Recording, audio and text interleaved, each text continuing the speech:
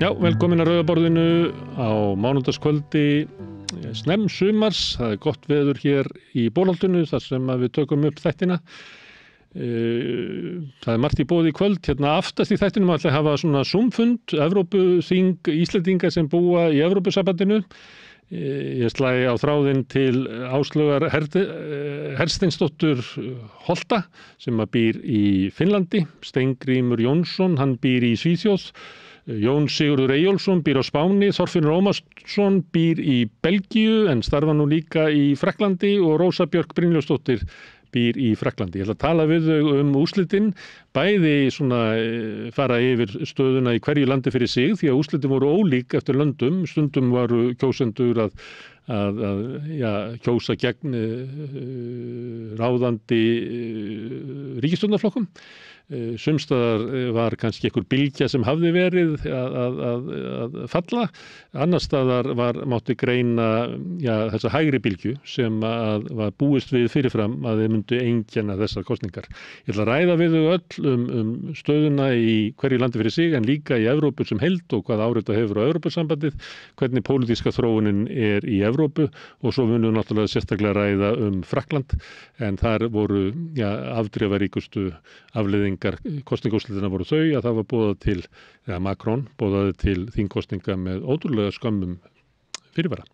Verður kosið þar bara í lok mánaðarins. Ég ætla að fá hérna á eftir hann Bjarna Bjarnason sem var lengi verið forstjóri Orkuveitu Reykjavíkur og hefur mikla reynslu og margþætta af orkugeiranum á Íslandi. Hann hefur verið að benda á það að kröfur virkjanir, að hér sé orkuskortur og við verðum að virkja sé einfaldlega ekki réttur. Hann segir að það sé engin orkuskortur í Íslandi og við eigum alls ekki að láta undan þessum röddum því að það muni ekki draga úr orkuskorti, mögulegum orkuskorti hjá heimilum og smærri fyrirtækjum, heldur þvert á móti bara ýta undir það að gerði verði langtíma samningar við stórkaupendur og að orkuóöryggi almennings verði óbreytt á eftir. Ég ætla að spjalla við Bjarna og fá hann til þess að útskýra vel og í rólegheitunum á hverju hann byggir þessa afstöðu sína. Eftir smá auglýsingar að þá mun Björn Þorláks vera með þingið sem við köllum, sem er fastur liður hérna mánudagum við Rauðaborðið. Hann ætlar að fá þingmennina Þórarinn Inga Pétursson sem er Framsóknarmaður og formaður atvinnuveganefndar og Gísla Rafn Ólafsson sem er þingmaður Pírata og þeir ætla að ræða ásamt Maríu Rut Kristinsdóttur sem situr á þingi fyrir Viðreisn núna. Við ætlum að ræða stöðun á þinginu, lífslíkur ríkisstjórnarinnar, orkumálin og vopnakaup, þau svona heit pólitísk mál. Ég held að þessu ætla að reyna að meta það hvort það sé eitthvað lífið í þessari ríkisstjórn, hvort að hún sé að springa kannski á morgun þegar það verður tekin ákvörðun hvalveiðar eða hvort hún springi í haust eða hvort hún bara springi ekki neitt og það verður ekki kosið fyrir haustið 2025. Kemur allt í ljós í samtali Björns við þingmennina hér á eftir. En þetta er prógrammi sem við bjóðum upp á í kvöld, en áður en að það kemur þá ætla ég að minna á, eins og ég geru oft, að samstöðin er tilraunaverkefni. Við erum að reyna að byggja upp umræðu vettvang og fjölmiðil, fyrst og fremst með stuðningi frá áhorfendum og áheyrendum og lestum. Það eru áskrifendur sem að leggja til í bókið. Það kostar 2.500 krónur að vera áskrifandi hérna á samstöðinni og fyrir það fær fólk allt það efni sem við búum til. En auk þess getur fólk valið það að eiga samstöðina í félagi með öðrum áskrifendum. Það er Alþýðufélagið sem á samstöðina sem er félagsskapur áskrifenda. Þið getið farið inn á, ef þið viljið slá sig opinn, þá getið farið inn á samstöðin.is, það er hnappur sem ástendur áskrift, þið getið skráð ykkur fyrir 2.500 krónum eða meira ef þið viljið og þeir sem að kjósið getið látið félagsgjöldin renna sem áskriftina renna sem félagsgjöld inn í Alþýðufélagið og átt þar með fjölmiðil í félagi með öðrum áhorfendum, áheyrendum og lesendum. Þetta er nú skilaboðin frá mér að sinni, rétt og eftir koma skilaboð frá öðrum og svo mætir Björn Þorláksson hér sest í sætið sem ég siti í núna og heldur þing. Erfiðleikar heimila verkafólks hafa hríðversnað frá árinu 2021. 6 af hverjum 10 félögum í Eflingu eiga nú erfitt meðan á endum saman. Hvernig getum við réttlætt það? Efling stéttarfélag. Barátta fyrir betra lífi.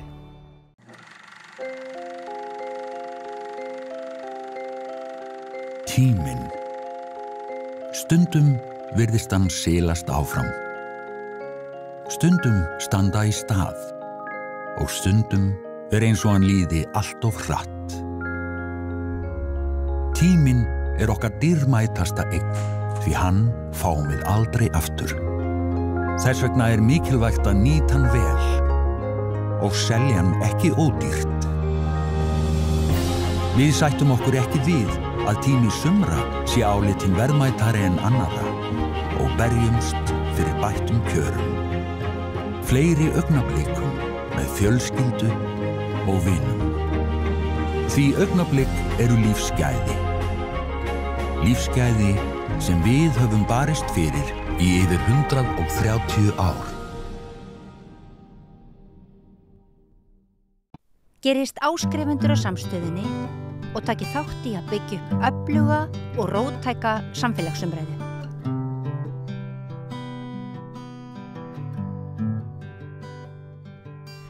Já, komiði sæl og blessuð, mögulega síðasti þátturinn á þessum þingvetri, þótt komið sér nú sumar nema kannski fyrir norðan, því það horfir í þingfrestun innan nokkura daga, við vitum ekki alveg hvenær.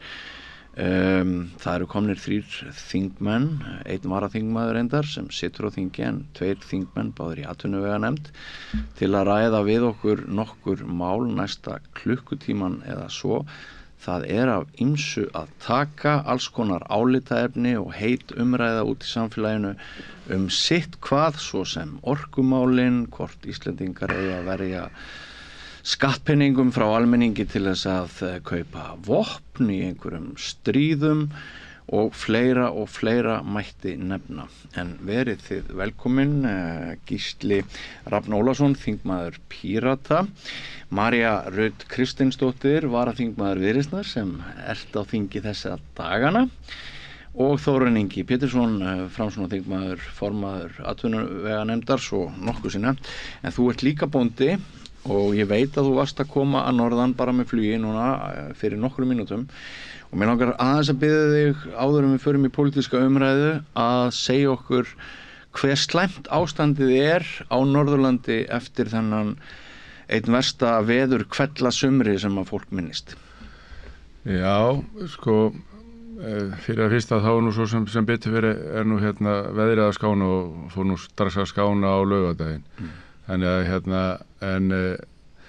ég held við erum búin að vera í þessu brölt í 30 ár sjálfur og svo sem hefur nú tekið þátt í sauðburði og frá því ég var bara barn, en ég man ekki eftir svona tíðafæri á þessum ástíma. Það að segja við þurftum að mjög margir bændur á Norðurlandi, helst sennilega langflestir, þurftu að taka bara inn fé og það var inn í 6 sólarhringa og ég held að menn gerir sér ekki grein fyrir því hvaða áhrif þetta hefur. Það að segja fólk sem bara svona horfir á þetta, heldur þetta sé í lagi að kippa þeim bara inn, en þegar við komum fram á þannan tíma þá svo margt sem að hefur áhrif og því að lömbin voru stór, þau eru fann að taka mikið til sín bara út á túni, það að segja bíta, síðan kippum við þessu öllu sambandi, setjum alla gripi inn, þessu hrúað inn, bara eins og mögulegt var. Við vorum að nota svona skóhorna aðferðina, tróða kindum hingað og þangað og þetta allt í einni kös, mjög víða og þar leiðandi eftir köstin, eftir svona lagað eru þannig að við bítum nú sennilega bara nálinn í haust með það, því að þetta hefur svo óðbóðslega áhrif á skepnurnar sjálfar. Það að lömbin ganga svo svakalega á ætnar og þó að menn sé að reyna að gefa þeim hey og það að segja lömbunum og gefa þeim vatn sem leiðis að þá það ekki nóg og Hvað með beint tjón, hyggur þau? Þetta bara talið í milljónum á hverjum bæ, Á hverjum bæ? Og eins og ég sagði þá kemur það nú ekki til ljós fyrir inn í haust. Nei. Og fyrir það náttúrulega bara vesenni og síðan það þeir sem og þú þekkir nú Björn, nú úr Mývatnssveitinni. Bóndasonur sjálfur, já. Og þannig að þú veist nú svo sem hvað vera að tala að menn eru búin að vera í sauðburði í 3 vikur, uppgefnir og fá síðan þetta ofan í sko. En ég held nú samt að eins og oft áður að þá rísa menn nú hratt upp aftur og það fín veðurspá þannig að það hjálpa mikið til en aftur á móti skaðinn skeður og en veðurspán hjálpar því að hann verður ekki meiri heldur en orðið og einhverjir munu rífa sig úr öllu og velta sér naktir upp úr döginni á Jónsmessunótt. Já, það nú alveg gefið mál. Þótt að hafi ekki verið til þess síðust dag. Nei, síðan býðum við bara spennt eftir því að það hlýni því að náttúrulega snjór í fjöllum alveg gríðalegur og maður var að sjá myndir eins og bara ofnur Reykjahverfi að Árni í Brúnarhlíð tók mynd af girðingu sem var nýbúin að gera við og það voru 4 metrar ofan á girðinguna. Þetta alveg ótrúlegt. Heyrðu, en við skulum víkja okkur að hitamálum dagsins í dag og hvort ríkisstjórnin springur því hefur nú verið spáð reynda nokkuð lengi en á morgun að margir telja svolítið stór dagur þá ráðast örlög hvalveiða og það hefur verið hermt að Vinstri grænir séu í mjög klemmdri stöðu. Ef þeir leyfi þessar veiðar þá farið þeir úr svona 3,3% sem þeir eru eftir kannski niður ekki neitt og sé þá sjálfhætt en annars getur haldið lífinu áfram í ríkisstjórninni. Hvað heldur þú að gerist á morgun? Ég hef sagt að þetta erfiður dagur fyrir nýjan ráðherra annarkvort að ákveða það hvort að flokkurinn hennar tapið þeim fáu náttúruverndarsinnum sem eftir í flokknum eða þá að ríkisstjórnin springi vegna þess að þegar maður hefur verið að tala við bæði þingmenn og ráðherra í stjórnarflokkunum þá alveg að hreinu að allt annað en að leyfa hvalveiðar er bara mjög slæm ákvörðun í þeirra augum og eitthvað sem að stefnir ríkisstjórnarsamstarfinu í hættu. Vegna tenginga Sjálfstæðisflokksins við Kristján Loftsson eða þetta verkalýðshreyfingin eða hvað Þetta er bara allt saman og líka bara maður sér hverjir hafa verið að berjast með eða gegn hvalveiðum inn á þinginu í allri umræðinni og ég held að það verði mjög erfitt en ég ætla að gíska á það að nýr ráðherra ákveða að sitja áfram og sprengja ekki ríkisstjórnina. Stjórnin lafi að minnstakosti til hausts. Já, minnstakosti. Þú ert þú ert frá Flateyri. Þar hafa menn nú ekki verið að veiða hval. Jú, á fyrri tíðum. Aldeilis, þetta var risa hvalveiði þorp á sínum tíma. Hans Ellefsen og fleiri borubrottir þarna og langafi minn var þarna á Sólbakka. En það ekki hagsmunir í seinni tíð? Ekki núna, nei, ekki mikið. Nei, hvernig líst þér á þetta? Hvað heldur að gerist á morgun? Sko, ég veit ekki hversu oft ég hef einhvern veginn setið í einhverju rými og verið að setja svona veðja á stöðuna, mun ríkisstjórnin falla á þessu eða þessu. Það hafa nú verið nokkur tilefni sem hafa komið svona síðustu árin, þar sem að við höfum öll verið alveg handvissum að nú sé þetta komið að endastöð. Og einhvern veginn virðist þetta alltaf lafa. Og ég einhvern veginn svolítið þar núna. Ég held að það þurfi mikið til þess að þetta fólk sem að handsalaði þetta ríkisstjórnarsamstarf bara fyrir tæpum 2 mánuðum að þau fara einhvern veginn að gefast upp núna en þetta er vissulega mjög snúin staða og ekki kannski öfundsverð fyrir ráðherrann að sitja í þessum sporum sko en á sama tíma þá hefur tónninn alveg verið slegin við ríkisstjórnarborðið. Við sjáum alveg það ósætti sem að stemdi í janúar þegar að vantraustið vofiði yfir og það einhvern veginn var sett á ís auðvitað vegna veikinda ráðherra. En þetta, maður finnur alveg svona svolítið þykkt loft í þinginu. Þetta eru þessi dagar þar sem maður sér svona 2 þingmenn standa í öllum hornum og það verið að diskutera stöðuna og maður finnur að það er einhver undiralda komin. Hvort þetta verður til þess að þau segi, herri þetta er komið gott, ég þori ekki að segja til það en miðað við reynsluna þá kæmi það mér á óvart. Það var alveg margir tapar auðvinspottum út á svoleiðislega. Já, ég hef ekki tölu á þeim einmitt sko. Það má kannski skjóta inn í þetta að ég hafði samband við Sunnu Valgerðardóttur sem frekar nýlegur starfsmaður Vinstri grænna og ég bauð henni að senda fulltrúa frá VG í þennan þátt í þessu umræðu því að við myndum gjarnan vilja heyra í þeim á þessum degi. Það hefur engin tíma var svarið sem kom frá Sunnu Valgerðardóttur og það er svona oft sem að það eru aðeins diplomatískari samskipti þannig að mér fannst það svona benda til að það væri nú svolítið stríðu tótt þarna inn í flokknum, en nú erum við svo heppin að við erum með mann í ríkisstjórninni sem getur sagt okkur þetta, þannig að við þurfum ekkert að vera spekulera að vera með bollaleggingar. Hérna, munið þið lifa af morgundaginn í ríkisstjórninni? Já, ég nú svona freka von á því. Ertu ekki viss samt?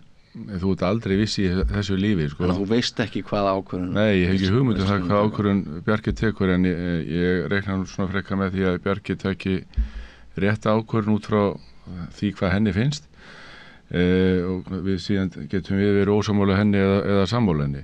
Í grunni snýst þetta sjálfur sér það bara hvernig ráðherra fer með sitt vald sem snýra stjórnsýslu, sko. Og eins og þegar Svandís bannaði hvalveiðar eða heimilaði ekki að þeir færu á stað síðastliðið sumar, að þá snýrist þetta bara ákvörðun ráðherra varðandi það að framfylgja því sem búið var ákveða. Og síðan heimilar, við skulum ekki gleyma því að Svandís heimilaði síðan hvalveiðar 1. september í fyrra.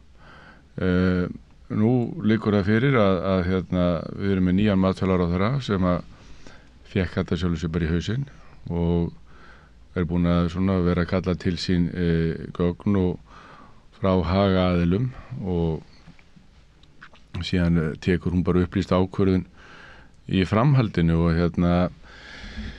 hver hún verður hef ég ekki hugmyndum en ef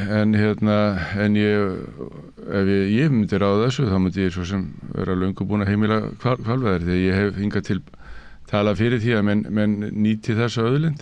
Það er ekkert leyndarmál að ef VG fer leið hinna flokkana tveggja í ríkisstjórnarsamstarfinu þá kannski, það eru hrossakaup, það er verið að semja það að ef ég ger þetta þá verður þú að gera þetta og flokkarnir eru ólíkir og þeim samningum hefur ekkert lokið í þessum stubbi, þessum framhaldsstubbi í líftíma ríkisstjórnarinnar sem að varð eftir að Katrín Jakobsdóttir vék af velli. Hvaða mál eru það sem, við vitum að fjármálaáætluninni þurfum við að ýta úr vör núna fyrir þingfrestun, er það ekki alveg 100%? Jú. Já. Hvaða mál eru það önnur sem að þú getur sagt okkur hér og nú að fari í gegn? Já, stjórnarandstaðan fékk nú listan fyrir, var ekki síðustu viku, Gísli? En bursið frá listum? Já, og þannig, og á honum voru 60-70 mál, faraðu öll í gegn, ég var nú ekki von á því, en aftur á móti að því við vorum að tala hér Nei, er komið sátt einhver svona fleiri mál heldur en fjármálaáætlun sem við vitum að ég held að það er náttúrulega sátt margt sem við ætlum að reyna að klára og Lagareldisfrumvarpið við erum að vinna í því og góður gangur í því og það er nú mál sem er á hendi Vinstri grænna, það er að segja ráðherra þeirra og við erum að vinna á fullu í því máli, náum við því fyrir 14. júní, ég er ekki bjartsýnn á það. Þú ert ekki bjartsýnn á það? En bara vegna þess að málið er stórt og flókið og náum við því ef að þing verður í næstu viku, þá væri svarið já. Og það svona á fleiri mál og það eru stór og mikil mál sem að hafa verið í vinnslu inn í nefndunum. Útlendingafrumvarpið býður 3. umræðu og svona getum við haldið áfram. Vissulega eru mál sem að okkur greinir á og til dæmis var bara til dæmis á föstudaginn síðasta þegar við tókum út ákveðið mál sem snýra kvótasettingu í grásleppu og það sem að að það voru bara þingmenn Framsóknarflokksins og Sjálfstæðisflokksins sem að studdu það og þannig að en það væri mjög óeðlilegt ef að við værum sammála alla hluti, það væri algjörlega þannig. Já, það hefur verið meira þannig að þið hefur ekki verið sammála neina hluti. Já, það nú ekki rétt en það eru alveg auðvitað þurfum við alltaf að við rekust á veggi og annað í þessu og við höfum margoft gert það eins og hefur komið hérna fram að búið að spá stjórnarslit sem ég veit ekki hvað og þetta springi og framan í okkur allt svoleiðis. En við erum allavega í þessu verkefni áfram og ég hef alltaf verið þeirra skoðunar að við vorum kosin til 4 ára og það nákvæmlega eins og eru sveitarstjórnarstigi, þá fólk kosið til 4 ára og klára það verkefni. Eftir ríkisstjórnarfund á föstudaginn þá var Sigurður Ingi þinn formaður spurður út í kvikumálið og hann lítur augljóslega þannig á að TM-málið að það þurfi ekki að hrófla við því. Hann notaði samt tækifæri til þess að lýsa því að umsvif ríkisins ætti að vera sem minnst á fjármálamarkaði og talaði að stefnt var að Íslandsbankasölu næstu 2 árin. Það ekkert að fara að gerast allavega í því núna. Já, það frumvarp liggur fyrir, það á dagskrá í dag. Það á dagskrá. Já, það búið að afgreiða það út úr nefnd. Og þannig það það mál á dagskrá. Og gæti það verið mál sem spýtt á eldhraða í gegn bara á næstu dögum? Ég held að það sé ágreiningur það milli stjórnar og stjórnarandstöðu. Já, það líki nú alveg fyrir. Þannig að það mun örugglega fá þó nokkuð mikla umræðu. En það eru önnur mál þarna inni sem að munu fara hratt í gegn og við erum að vinna meðal annars í atvinnuveganefnd til dæmis frumvarp afurðasjóð Grindavíkur og má eiginlega segja öll frumvarp sem snerta Grindavík á einn eða annan hátt að þar mikil samstaða innan þingsins þverpólitískt að koma þeim öllum hratt í gegn. En ég líka þessu ferðamálastefnan heyrist það nú gangar svona nokkuð vel hjá okkur. Þannig að við getum sagt það að jafnvel þó að stjórnin myndi springa á morgun þá held ég nú að þingmenn myndu slíðra hanskana aðeins og klárað Grindavíkurmálin. Það væri ekki spurning. En örstutt frá ykkur tveimur, hefur Bjarni Benediktsson eitthvað umboð til þess að selja Íslandsbanka á sinni vakt núna með við hans forsögu? Ég veit hann ekki fjármálaráðherra en hann forsætisráðherra. Alls ekki. Alls ekki, og þitt? Nei, ég held að við setjum mikinn fyrirvara við erum hlynnt sölu í Viðreisn almennt, en hvort að þetta sé réttu tímapunktur, það svona umdeilanlegt og eitthvað sem við allan munum tala í okkar málflutningi. Mér líður stundum smá eins og maður sé fastur í kvikmyndinu Múrmeldýrið þegar maður að tala pólitíkina og ríkisstjórnina. Maður upplifa sama daginn aftur og aftur og aftur. Og núna einhvern veginn með þessar hvalveiðar hangandi í júní, þetta svolítið bara eins og í fyrra og þá gerðist það ekki að ríkisstjórnin allt í einu bara pakkaði saman og fór í sumarfrí af því maður finnur það að óbúðslegur sársauki núna í gangi á milli þessara flokka og það einhver leikur í gangi núna svona störukeppnum að það ekkert mál að vera langt inn í sumarið og svo framvegis. Við erum alveg tilbúin í það en ég ekki viss að þessi 3 flokkar sem starfa þarna saman séu endilega spenntu fyrir því og við í Viðreisn stigum fram í síðustu viku og með buðum fram okkar hjálparhönd. Það eru þarna nokkur mál sem eru klárlega þingmeirihluti fyrir þó svo sé kannski ekki meirihluti fyrir þeim í meirihlutanum. En það eru þetta kannski reynir svolítið á þegar að þjóðþrifamál eru þarna á dagskrá. Hvort að það sé raunverulega vilji til þess að klára þau eða ekki. Ég ætla líka bara vegna þess sem þú sagðir með sársaukann, þá ætla ég líka bara að vera málsvari almennings í landinu og lýsa því að fyrir hönd almennings í landinu, langflestra Íslendinga, að það mikill sársauki hjá almenningi í landinu að við séum með ríkisstjórn sem Bjarni Benediktsson eftir alla hans sögu og allar hans vendingar í forsæti fyrir. Og það ekki heldur til þess að einfalda afgreiðslu þingmála því að þessir flokkar sem eru inni í ríkisstjórninni, þeir eru mjög vel meðvitaðir andrúmsloftið utan þingsins þessa dagana.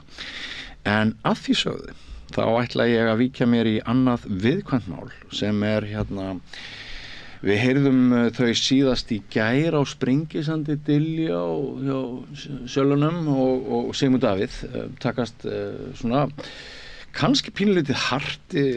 Sumar affærur náttúrulega sviðsetning, alls konar rökleg leikrit sem að þingmenn setja á svið í fjölmiðlum sem inn á Alþingi og bara í lífinu. en ég held að það sé svona hjá mörgum núna þetta ekki alveg einfalt með varnarmál Íslendinga og stuðning milljarða sem að fara í mögulega einhver vopnakaup og eitthvað svoleiðis. Diljá til dæmis hélt það fram í gær sem fulltrúi Sjálfstæðisflokksins að tímarnir væru svo breyttir að það þýddi ekkert að vísa til fyrrum hlutleysis Íslendinga og þátttaka okkar í NATO og skyldur okkar væru bara öðruvísi heldur en með sama hætti og skyldur sumra annarra ríkja hefðu breyst eftir innrás Rússa í Úkraínu. Þetta var náttúrulega umræða fyrir forsetakosningarnar og þetta ekki alveg einfalt. Mér langar að fara öfugan hring og byrja á þér. Einhver umræða þetta inn í þingflokkunum þingflokkum ríkisstjórnarinnar hvort við erum að ganga og langt til þess að raska hlutleysi og verða jafnvel skotmark. Það eru til stjórnmálafræðingar núna og skýrendur, prófessorar í háskólum sem að segja að við erum að fara út úr NATO, við sem hættulegri sem skotmark í NATO og ekki síst af því að við sem farin að ógna Putin með því að setja einhvern pening þarna til höfuðsvonum. Bara örstutt þetta. Umræða? Já, vissulega umræða til staðar en til þess að einfalda hlutina og vera ekki að dvelja lengi við þetta, þá las ég færslu á Facebook í gær sem Helgi Hrafn Gunnarsson skrifaði. Mér fannst þú færsla frábær og hún rammaði algjörlega inn akkurat hvað það þýðir að hafa hlutleysi og hvað það kostar að hafa hlutleysi. Hver kjarnið þeirra raka? Hún snýra því við erum hernaðlaus þjóð vegna þess að það eru aðra þjóðir sem eru tilbúnar að verja okkur.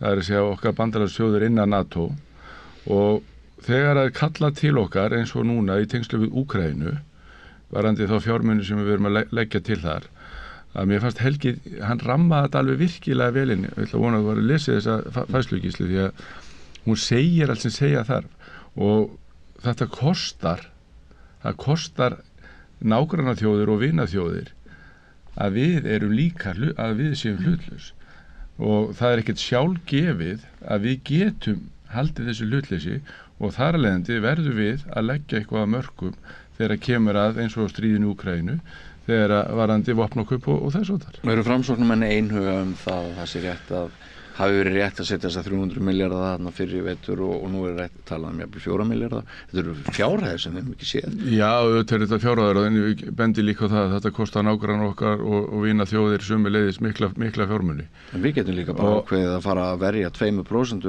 af allir Já, það náttúrulega bara allt önnur umræða, Björn, sko. Já, en Bjarni hefur nú samt og Þórdís Kolfröð Reykjörn stundum eru þau nú svona aðeins að því að við verðum bara fullvaxta og meðal fullorðinna þjóða, smáríkið, hlutlausa og friðsama sem við höfum verið. Það var ekki upphafið í spurningunni, sko. Nei, ég veit það. En ég er bara að velta fyrir mig sko fæslunni. Já, en það mér eins og víkattur að fæslu Helgarhafs. Hvað þetta varðar. Að við ákveðum að hafa hlutina svona, við erum í NATO, en til þess að við getum verið herlaus þjóð, að þá eru það bandalagsþjóðir okkar sem að halda upp í vörnum fyrir okkur. Og þegar að kallið kemur þá finnst mér það bara persónulega bara sjálfsagt að við svörum því kallið eins og við höfum gert og spurðu hvort það sé einhugur innan Framsóknarflokksins. Það örugglega skipta skoðunum það eins og allt annað í þeim ágæta flokki en það er svo sem ekki ein skoðun sem er gild þar. Þannig að en svona sé ég þetta út frá mér persónulega og ég veit það eru fjölmargir í kringum með sömu skoðanir. En Vinstri-grænir eru væntanlega á allt annað sko. Já, þeir eru bara að svara því sjálfur. Hver er ykkar ástæða hjá Viðreisn í þessu? Já, þú veist, í fyrsta lagi, ég skil mjög vel að þetta kalli á umræðu og að fólk svona finnist þetta svolítið svona vera svona erfitt að horfa upp á þetta. Mér fannst Jón Gnarr kjarna þetta ágætlega í sinni svona framgöngu þegar hann var spurður þetta. Hann hafði verið á móti NATO alla sína ævi og svo sagði hann bara að það gerðist bara eitthvað við innrás Rússa í Úkraínu sem breytti mínum viðhorfum og ég þurfti bara svolítið endurmeta mín gildi og ég held að mjög margir Íslendingar hafi staldra við þegar við erum komið með stríð hérna innan álfunnar nálægt okkur að þá auðvitað bara breytist heimsmyndin. Finnar eru komnir inn í NATO, Svíar sömuleiðis, eða ekki? Þannig að auðvitað, þú veist, skipti máli að við séum þátttakendur, virki þátttakendur í þessu samstarfi. Og hann einmitt sagði þarna bara ef að við værum hérna í sömu spórum og það væri verið að ráðast á okkur og við varum að kalla eftir vopnum og við fengjum hérna plástra og ullasokka, það væri kannski ekki alveg að dug og það er kannski bara hinn kaldi raunveruleiki. Myndi ég óska þess að þetta væri ekki staðan? Sjálfsögðu. Væri ég til í að það væri ekkert stríð að sjálfsögðu, en þetta er hins vegar raunveruleikin og ég held að þáttaka okkar í NATO skiptir alveg gríðarlega miklu máli hvað þetta varðar að við getum kannski hjálpa til hvað þetta varðar. Þannig að, og svo er þetta með hlutleysið sko, erum við hlutlaus þjóð þegar við erum í NATO, ég er ekki svo viss um það. Við höfum haldið fast í þetta, við séum herrlaus og stöndum fyrir frið og auðvitað eigum að gera það áfram, það breytir því ekkert. Var þá Halla Tómasdóttir í bullinu þegar hún fjallaði sína sín áður en hún var forseti? Nei, ég meina það var bara hennar sín, svo getur maður haft aðra sín. Ég held að þarna sé líka bara aftur, við erum vön að geta haldið svona ræður frið og hlutleysi og ég held að það sé bara svolítið búið að breytast því miður. Og við getum annað hvort verið bara hérna remst eins og rjúpan við staurinn og haldið áfram að vera naív eða horfst í augu við þann kalda raunveruleika að það eru stríð við það er ófriður í álfunni okkar og heimurinn eins og hann var, hann kannski er ekkert að fara að verða aftur eins og hann var. Nei, þetta er samt svolítið hættuleg sko hugsun, ég er ekki að segja þessi ósammálaður og skiptir engum máli hvort ég er sammálaður eða ekki, þetta er bara rökraði hérna við borðið. En hérna, þetta er samt svolítið hættuleg hugsun sko að heimurinn sé orðin hættulegur en það var. Ég held að þeim sé öryggisgæslu hérna ráðherra Sjálfstæðisflokksins alveg rosalega mikla. Við sáum mjög harkalega tekið á mótmælendum, ekki alls fyrir löngu. Nú er árásin á Mette í Danmörku hérna, það er fjallað að þetta sé til marks hvað heimur er svona hræðilegur árás og lýðræði sjálft. Þetta er líka umhugsunarefni að gefa sér að heimurinn sé orðin miklu hættulegri, háskalegri. Já, ég held ég get alveg verið sammálaðir með það líka að sko, ég held að þessi svona tvíhyggju heimur, þetta er gott eða vond og hérna þessi margumrædda skautun hjálpa ekki mikið til og svo búum við þetta öll í okkar bergmálshellum. Ég fæ bara fóðurinn af alls konar sem að þú fær kannski ekki og sonur minn sem er 17 ára, hann er bara lifir í allt öðrum heim en ég. Þannig að þetta er mjög flókið en það sem ég var að vísa til er bara að augljóslega eru bara, það eru stríð, það er ófriður og það er það sem er að breyta allan að því hvernig ég hef hugsað NATO og þessi mál. Ég er fædd 89, ég er fædd kannski í svona mesta friðar skeiðinu svona í síðara hluta hérna 20. aldarinnar og núna í fyrir hluta 21. Mín kynslóð, við erum ekkert vön svona umræðu. Við ólumst ekki upp við kalda stríðu og þegar amma mín segir mig frá stöðunni hérna í hernáminu og svo framins, þetta eru sögur fyrir mér. Þetta er ekki veruleiki. Þannig að hérna, ég held að við þurfum bara að passa okkur að fara ekki í eitthvað dómarasæti sko, en að sjálfsögðu eigum að taka umræðin og ég held líka það sem hefði mátt gera með þessu vopnakaup, það hefur verið gagnrýnt meðal annars af mínum formanni að það hefði að sjálfsögðu mátt berið undir utanríkismálanefnd, taka þessa umræðu inn í þingið og upplýsa þetta var svolítið gert bara svona í skjóli nætur. Gísli, þið hjá Pírötum megið hafa það bak við eyrað að spyrja stjórnvöld kostnaðinn af öryggisgæslu bara fyrir ráðherralið Sjálfstæðisflokksins á árinu 2024 þegar það verður liðið. Mér langar að sjá hve stórum hluta af skattfé er verið að verja í að halda fólki frá almenningi og hafa það örugt í kannski örugg ástandi út af einni gusu af glimmer.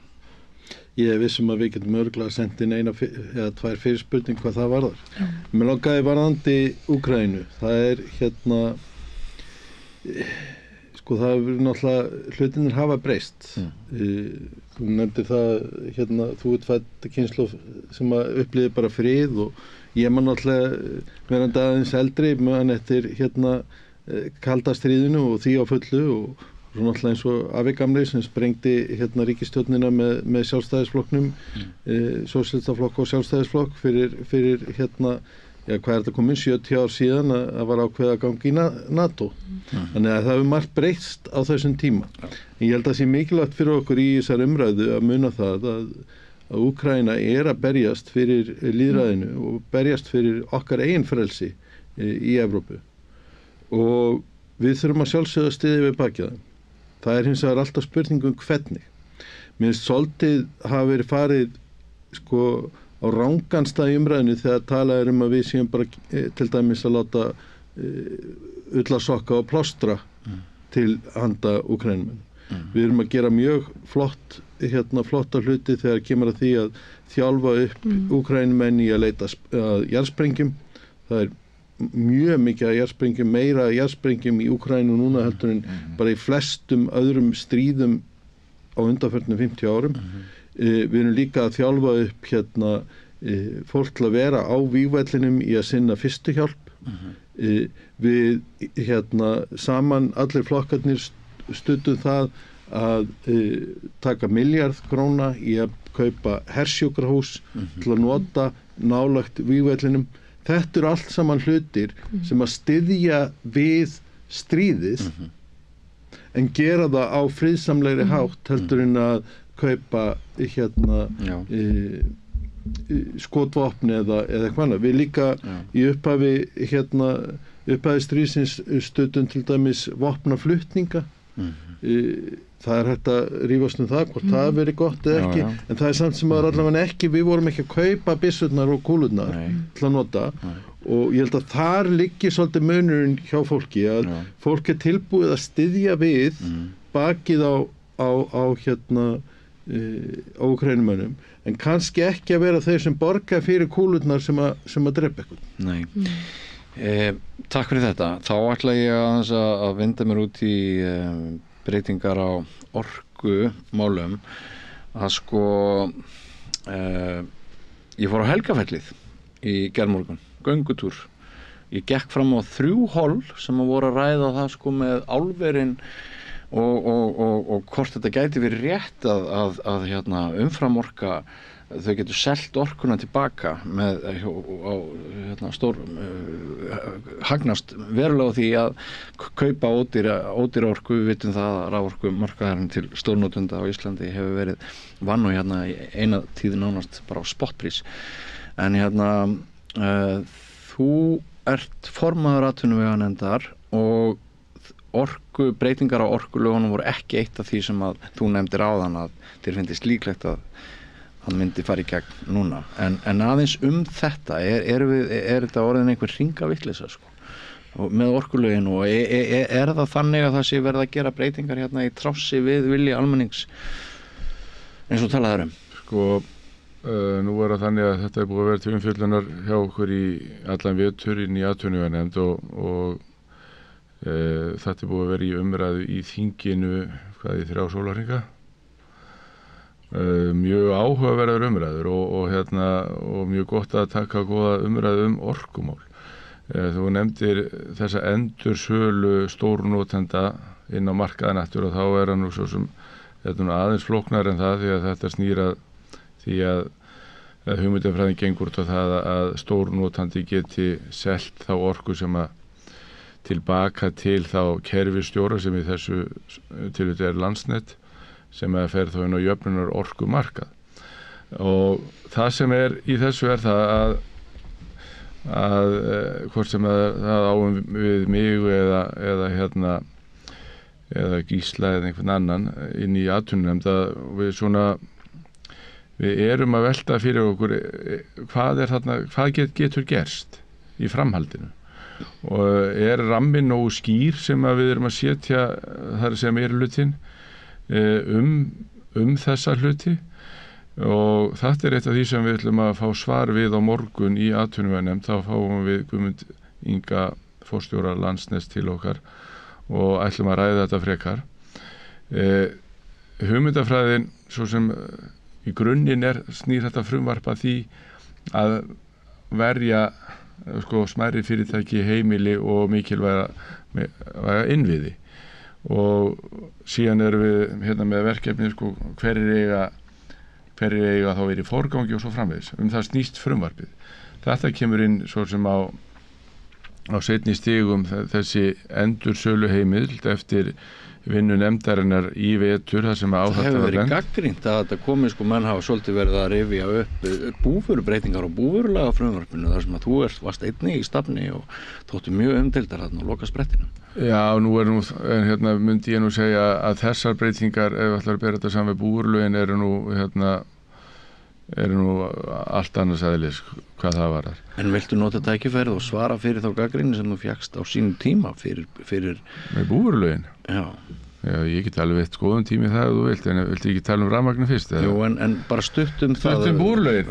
Var þetta bara einhver loftkendur aðili sem þarna kemur inn og gekkstu hagsmuna bara KS og þessara félaga út úr landi og réðst og rétt, neytenda rétt? Nei. Er ég að tapa vegna þinna ákvarðana? Nei. Aldur og ævi? Nei. Þú veist nú úr hvaða ranni ég kem, þannig að það svo sem á nú ekki að tilast neinum hvernig það varðar. En í grunninn þá ef við tölum búvörulögin núna, að þá var þetta lagt upp með það að ná utan þessa framleiðslu og það að samningsstaða bænda og væri þetta hægraðinn að gerast. En þegar við fórum að skoða málið í grunninn, í upphafi, að þá var það þannig að frumvarpið gekk ekki nógu langt til þess að uppfylla við markmið sem ráðherra setti. Var þetta nýtt frumvarp? Nei. En það hótað málsóknum þú geti fengið þetta í hausinn frá Evrópu? Já, nú ætlum ég að byrja bara að lesa álit sem að Karl Bautenbacher nokkur var að gera varandi þessa þætti. Þar sem hann segir oss að við þurfum ekki að neina ágjöra því. Ok, þá að hinu takk fyrir þetta, en þá að hinu sem við vorum að ræða er verið að gera einhverja vafasama breytingar núna, breytingatillögur leggja þær fram sem að gætu ýft raddir Íslendinga sem að labba á Helgafell og menn eru svolítið að tala um það sem gerist í Skandinavíu að neytendur var lofað einhverju bragabót, það verður miklu meiri viðskiptum orku heldur en höfðu verið áður, svo hækkaði verðið til almennra notenda 20-30%. Gæti það gerst til líka? Já, á það hefur verið bent í umræðin sem að hefur átt sér stað í þinginu og þess vegna mjög mikilvægt að áður en að málið gengur lengra að við glöggum okkur á því hvort þessi raunverulega hætta sé til staðar. En það alls ekki tilgangur að ég tel meirihluta atvinnuvega nefndar og þeirra sem að þessu standa. Nei. Og þar alveg þurfa að fá skýrari svör það og það vona ég að við fáum á morgun og við svo sem höfum verið að tala í vetur gagnsæi markaðarins og þess áttar. Það eru vissar efasemdar raddir að við séum að taka rétt skref hvað þetta varðar og þar alveg mjög mikilvægt að við förum bara betur yfir það því að í grunninn það þannig að við ætlum að verja aðgengi almennings að raforku á góðu verði, ekki þá að ég hækka eins og var Gísleifinu bent á reglu eins og í Noregi, hvernig fór þar og sömulegis voru mjög margir aðri þingmenn sem hafa tekið til máls í þessar umræðu og verið að velta upp og þessi staða væntanlega myndast segjum svo að sem menn var að benda á að álverinn bara skella í lás og endur selji það rafmagn sem innan samningar. Sum þeirra eru náttúrulega að verða ansi úrelt og bötsingstíma. Já, og en miðað við eins og staðan í dag þá held ég að þeir þurfa að selja kílóvastundinu $300 til þess að það borgi sér fyrir þá slökkválverinu. Þannig að kaupa ná 30 kaupa ná, eitthvað svoleiðis, við vitum það ekki almennilega en þetta svona það sem við höfum heyrt. Þannig að en þá þarf að vera kaupandi að því á $300 og við höfum heyrt þá tölu að gagnaverin séu tilbúin að kaupa á $150 og en aftur á móti ítrekkaði það bara Björn að þetta til umræðu hjá okkur í fyrramáli í atvinnuveganefnd, þar sem við glöggum okkur enn frekar á því þessi hætta raunveruleg fyrir hendi og svo framvegis. Já, það önnur umræða það hvort það sé raunverulegur orkuskortur á Íslandi eða hvort að það einhver mesta áróðurslýgi sem dæmt yfir landsmenn. Bjarni Bjarnason, fyrir náttúrulega stórkall í þessum orkumálum, var síðast að tjá sig núna á fundi hjá Landvernd og margir í hópi almennings þeir halda að þetta sé smjörklípa að magna upp skort sem ekki fyrir hendi. Það eru engir virkjunarkostir á borðinu, þannig að þegar Bjarni sagði að þetta væri eitt af þessum 4 málum og hann réttlætti eigin setu áfram í ríkisstjórninni með því að þetta væri eitt af þessum 4 málum sem yrði að koma í gegn á næstu vikum. Það ekkert í hendi og kannski þessi orðræða svolítið til þess að grafa undan ákveðnu trausti eða hvað?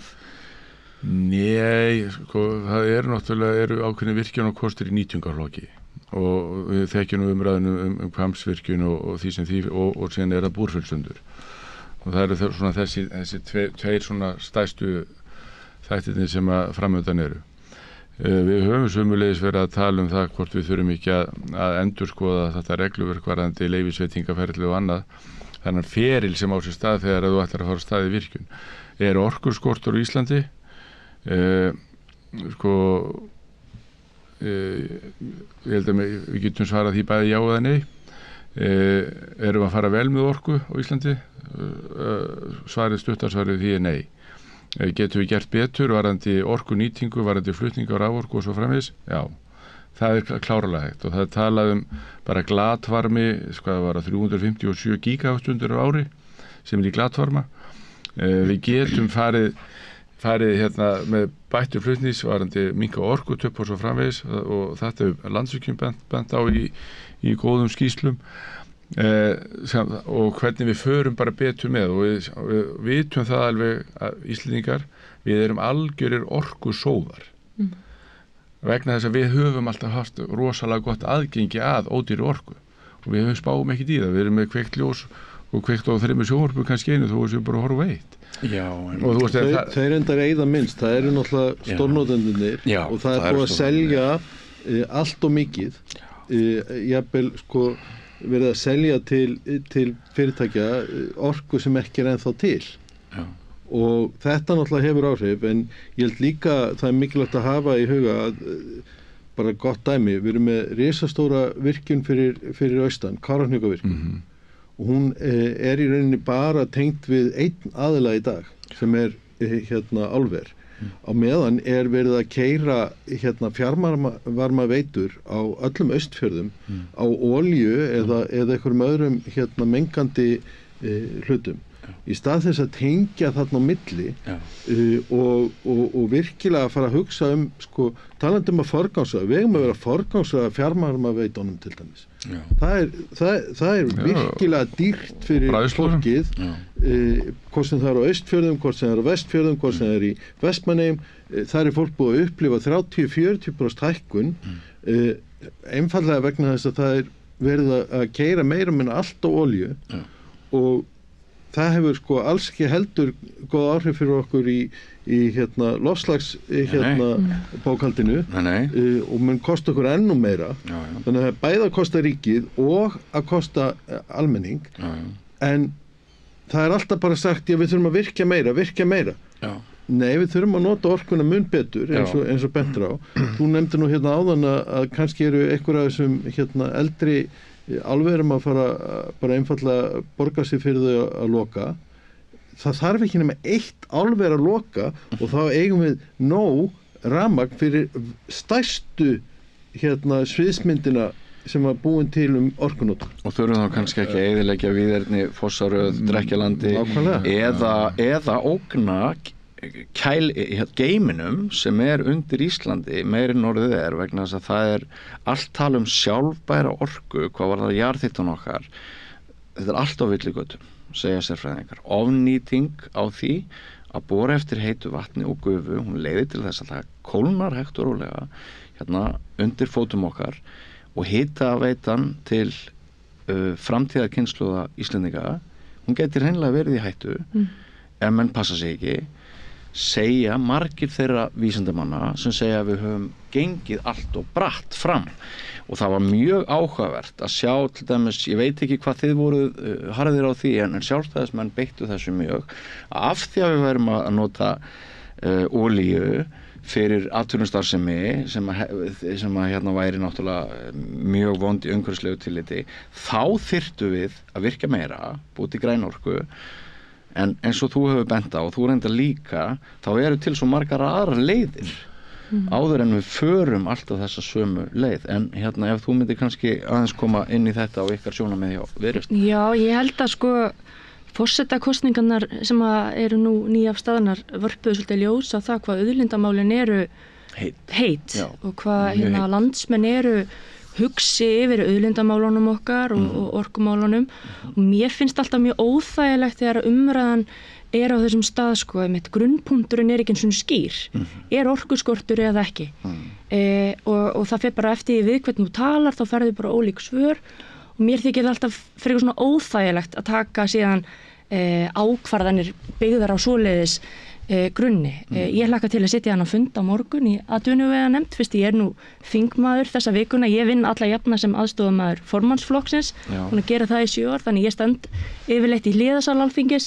fæ að fara yfir þröskuldin þessa vikuna. Þetta í 3. skipti sem kölluðin og þingar ekki? Jú, þetta í 3. skipti og hérna alltaf í mjög skrýtnu árferði, þannig að það breytist ekki þessu viki. Það alltaf mjög skrýtið árferði, Þórarni Inga og félaga. Það þannig, þeir bjóðu upp á svo mikla veislu, sko. Ég tók síðast sæti þegar að Bjarni Benediktsson varð forsætisráðherra þarna í apríl.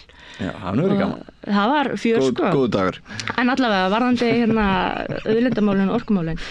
Sko, ég held að það sé alveg klárlega þannig að við þurfum að horfa á þessa hluti svolítið heildrænt og komast að einhverju lendingu, einhverju niðurstöðu.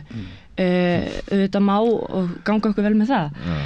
Ég held að hérna svona hugmyndir orkuskort auðvitað ræða og ef það einhvers konar áróðustól þá virkar það að einhverju leyti en ég held að við þurfum samt að hugsa til lengri tíma hvernig við ætlum að klára orkuskiptin, hvernig við ætlum að klára þessu hluti. Við getum klárlega nýtt orkun okkar betur. Ég nú vestur á fjörðum og fór heim páskana í gott partí, aldrei fór í suður og gleði og heimamenn, get ég sagt ykkur, hlófu svolítið að okkur komu fólkunni sem komu okkar hybrid bílum og rafmagnsbílum og Teslum og öllu og það var allar hleðslustöðar á plásinu uppteknar og þá hlófu menn heima. Ég vissi menn ef þetta fólk að sunnan vissi það að þetta allt saman knúið áfram af dísilolíu þessa stundina. Að fólki fannst það svolítið svona hjákátlegt og það ákveðin svona öfu orkuskipti í gangi heima. Ég held að séu 100 dagar á árinu sem að heimili landsins eru meira þess að líka kynnt af dísilolíu. Og þetta auðvitað eitthvað sem við þurfum að ræða. Það þarf auðvitað að tryggja bara svona, þetta jafnréttismál líka, að þessir innviðir séu í lagi. Það alveg ennþá þannig heima. Ég hef alveg verið á jólunum í rafmagnsliði því að það slæðir allt út og steikin í hættu og við erum vönd því að baða okkur í góðum hólum af því að það ekkert heitt vatn. Það auðvitað bara mismunandi veruleiki bara all land og ég held að það sé mjög mikilvægt að tryggja þetta flutningskerfi og svo framvegis en eins og ég segi, ég hlakka til, ég hlusta á sjónarmiðin í þinginu, ég held að það hafi verið mjög góð umræða þessu mál og mér finnst þetta merkjum það að þingið virkar. Sem þessi málstofa sem hún á að vera, við eigum að taka mál og við eigum að krifja þau og við eigum að skoða allar hliðar og ég hlakka bara til að taka þátt í umræðan á morgun og fá vonandi einhver svör við þessum grundvallarspurningum. Sammála því að það ekkert allt of oft sem það gerist að umræður séu eins og í þessu tilfelli vorum umræður ekkert búnar í þessu máli og þeim ekki lokið og þeim ekki lokið en málið ekki á dagskrá í dag til dæmis þannig að það verið að taka fund í nefndinni á morgun til að ræða hvort að þær áhyggjur sem að koma upp í umræðinu hvort að þær séu réttar og ég held að sko við megum gera mun meira af því. Við erum alltof dugleg, finnst mér, eða við stjórnarflokkarnir sérstaklega dugleg, að ef að hluturinn komin í aðra umræðu, þá bara nefndin búin að ákveða eitthvað og það skal vera þannig og það má ekki benda á nein mistök, það má ekki benda á neitt. Ég bendi nú á til dæmis í útlendingafrumvarpinu að það kannski stæðist ekki barnasáttmála Sameinuðu þjóðanna, það breytingar sem væri verið að gera. Og ég neytti það inn í nefnd, það að segja heimtaði að það færi aftur inn í nefnd, en það var engin áhugi á því að taka þessa umræðu innan nefndarinnar áður og bara fá það á hreint og koma þessu hreint. Ég held, þetta eitthvað sem ég allavega held að sko þurfi að vera miklu meira við pólitík, menn séu tilbúin að segja, já, heyrðu, kannski ekkert sniðugt að leyfa stóriðin að selja tilbaka, kannski þurfum við að hugsa það miklu betur ef við ætlum að leyfa það og setja miklu meiri ramma í kringu það. Heyrðu, samþykjum hinn hlutan sem forgangsraðar heimilunum og finnum svo betri lausn hinu. Við megum ekki vera á föstu í því að segja bara, við ákváðum að gera svona skal það verða og við ætlum aldrei að ræða neitt annað. Og ég held að með tortryggni almenningsgagnvart þinginu og stjórnmálunum liggur rosalega mikið í þessum vinnubrögðum. Við höfum alltof oft séð það gerast að það einhver mál keyrði gegnum þingið á bara allt og litlum tíma. Það aðferð sko. Og það ákveðin aðferð, já. Og við í minnihlutanum erum auðvitað oft mjög vanmáttu gagnvart þessari aðferð. Við getum auðvitað farið í málþóf og mér finnst líka mjög áhugavert að leið og það einhver umræða orðin svolítið ríkuleg og góð og þá öskra málþóf. Þú veist, það einhvern veginn alltaf það skiptir ekki máli. Við tókum 2 mínútna fundarstjórn einu sinni og þá kallaði Jón Gunnarsson við værum með málþóf. Já, þú veist það, og ég held að almenningu bara nenni sig ekki. Og ég held að það skiptir máli. En langar samt að gefa Ef við má samt klára. Já, langar að segja. Ég ætla að fá að klára. Að ég held að skiptir rosalega miklu máli að hugsa þess út í þessi vinnubrögð. Að ef það koma ábendingar sem eru alvarlegar og mikilvægar fyrir landsmenn og fyrir okkur öll, að þingheimur geti pínu staldra við og hugsað, eigum við kannski ekki að vera í þrjóskukeppni og lifa í einhverjum raunveruleika. Og kannski mætti virkja lýðræði aðeins betur að minnihlutan á hverjum tíma fái einhverju ráðið. En mér langar samt að segja að formaður atvinnuveigenda Þórarinn Ingi hefur verið duglegri að hlusta á okkur í minnihlutanum heldur en margir aðrir þingmenn í ríkisstjórnarflokkunum. Hann má eiga það. Takk fyrir það var nú svo sem að því að Björn kom inn á búurlaun á það þá sem þó var nú held ég ekki voru menn ekki alveg sáttur við þau vinnubröð en sko ég vil segja eitt varandi þann þátt og vinnubröð þingsins og ég tek undir með þeim sko varandi þessa bara góð og upplýstu umræðu raforkulögin og það var nú meiri sér þannig að það var ekki bara stjórnaraðstæðan sem var í þeirri umræðu, við vorum þarna allan 3 framsóknarmenn og 1 sjálfstæðismaður held ég hefði verið. Það var gaman að sjá ykkur.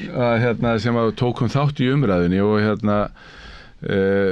og það á sömuleiðis við eins og þegar við tókum búurlaun í gegn að þá gerði ég nú það að þið voru með minnihluti var með nefndaráluti í 4 sólarhringa áður en það var sendt til skráningar. Og síðan tókum við góða umræðu sko í þinginu og það sem hún var nú bara svona nokkuð lágstemmd til að byrja með og síðan byrjaði svona titringur út í bæ og annað og sem bara eðlilegt en ég tel nú að með álitinu sem kom frá Karli Bautenbacher núna í síðustu viku varandi þessa þætti að við höfum svo sem leitt það í jörð sem snýr að því hvort við séum að fara á svið við Evrópureglu gerðir og EES en ég bara taka undir við með sessunutum mínur hvað það varðar að ég held að það sé akkurat vandamál okkar í þinginu það það að við erum allt of hrædd við að sko taka umræðuna og því svo mikilvægt sko bara eins og í þessu máli sem að þessu snýra að þó að ég sé í meirihluta og hafi verið hlindur þeim skrefum sem verið að taka að þá aftur á móti þegar við þróum umræðinu og förum að velta hlutunum fyrir sér og þá allt í einu sjáum við langflest allavega þá sjáum við það, heyrðu markmiðið ekki að hækka raforkuverð til almennings. Við ætlum að tryggja aðgang að raforku, en kannski þessi þáttur, hefur hann þessi áhrif? Og það eitt af því sem að við þurfum að bara fá svör við á morgun í nefndinu og tökum þá skrefið áfram og að því hún myndir á það ég hef ekki minnst á raforkulögin, það var nú bara að ég glemdi því, það var nú ekki út á neina öðru, en sko við getum þetta alveg og ég eins og í atvinnuveganefndinni hjá okkur Gísla, þegar Gísli nú varaformaður og leysir mér nú mjög reglulega af þegar ég hleypi að vera bóndi, að það samstarf gríðarlega gott og það heilt yfir, myndi ég nú halda í atvinnuveganefnd allan hins bjarða, svona góður andi og við höfum verið að skipta svo skoðunum og auðvitað koma ágreiningsmál þar sem maður þarf að beita einhverja handafli og keyra hlutin í gegn, en heilt yfir þá erum við að reyna að ná fram hlutum, en í eðli maður samkvæmt verðum við aldrei sammála alla hluti, það bara þannig. Nei. Og eigum ekki vera sammála alla hluti. Þá fyrst því ég pínu smeyk, sko. Þá það ljótt. Já, það var ekki gott. Tegundi það og líka alltaf gott að vera vakandi fyrir því hvað stjórnvöld hverjum tíma eru að verða háðar og háðari í því sem kallað hefur verið atvinnurekanda vald. Og maður þarf að vera á verði þar. Þetta búið í dag. Gísli Rafn Ólafsson, þingmaður Pírata, María Rut Kristinsdóttir, þingmaður Viðreisnar þessa dagana, varaþingmaður, og Þórunn Ingi Pétursson, nýfloginn til okkar að norðan úr kuldanum sem þar hefur verið. Þegar þessi þáttur tekin upp fyrir hádegi þennan ágæta mánudag 10.7.2024. Sameiginleg niðurstaða hér í panelnum að Vinstri grænir muni sennilega lifa af morgundaginn í einhverri mynd og ríkisstjórnin muni þá lifa. Þannig að það verða áfram fjörlegar umræður kraftastöðu sumra flokka. Þetta að fara, viltu veðja, María? Nei, ég fór bara allt í að hugsa að þetta verði til á teipi, sko, þannig að það verður vandræðalegt ef ég hef rangt fyrir mér, en jú, ætli það ekki. Þá töfum við bara enninu rauðisbóttin. Ég held að ríkisstjórnin verður bara fegin að komast til sumarfrí. Þetta nú bara eins og sitta puttan upp í lofti, María, sko, eins og í svo mörg öðru, maður stundum hefur maður rangt fyrir svo stundum rétt. Það bara allt í lagi, ég stend bara með þessu. Það bara, maður stendur bara með því sem maður ákveður. Skiptir mestu að leggja undir, sko. Já, við tökum þá eftir. Já, við erum þá eftir. Ljómandi kæra þakkir fyrir komuna. Takk sömuleiðis.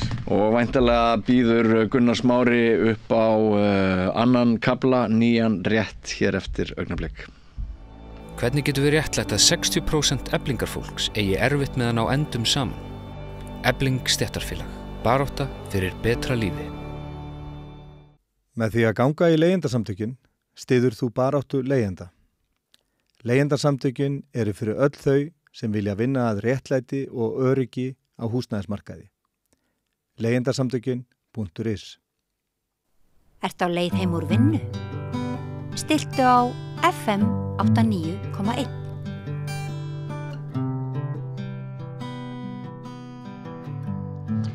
Já, við ætlum að tala núna orkumál sem hafa mikið verið til umræðu. Þetta eitt af höfuð áherslum ríkisstjórnar Bjarna Benediktssonar. Það eru útlendingamál, það verðbólgan og það orkumál. Og stefnan sem okkur kynnt frá stjórnvöldum að það þurfi að virkja meira.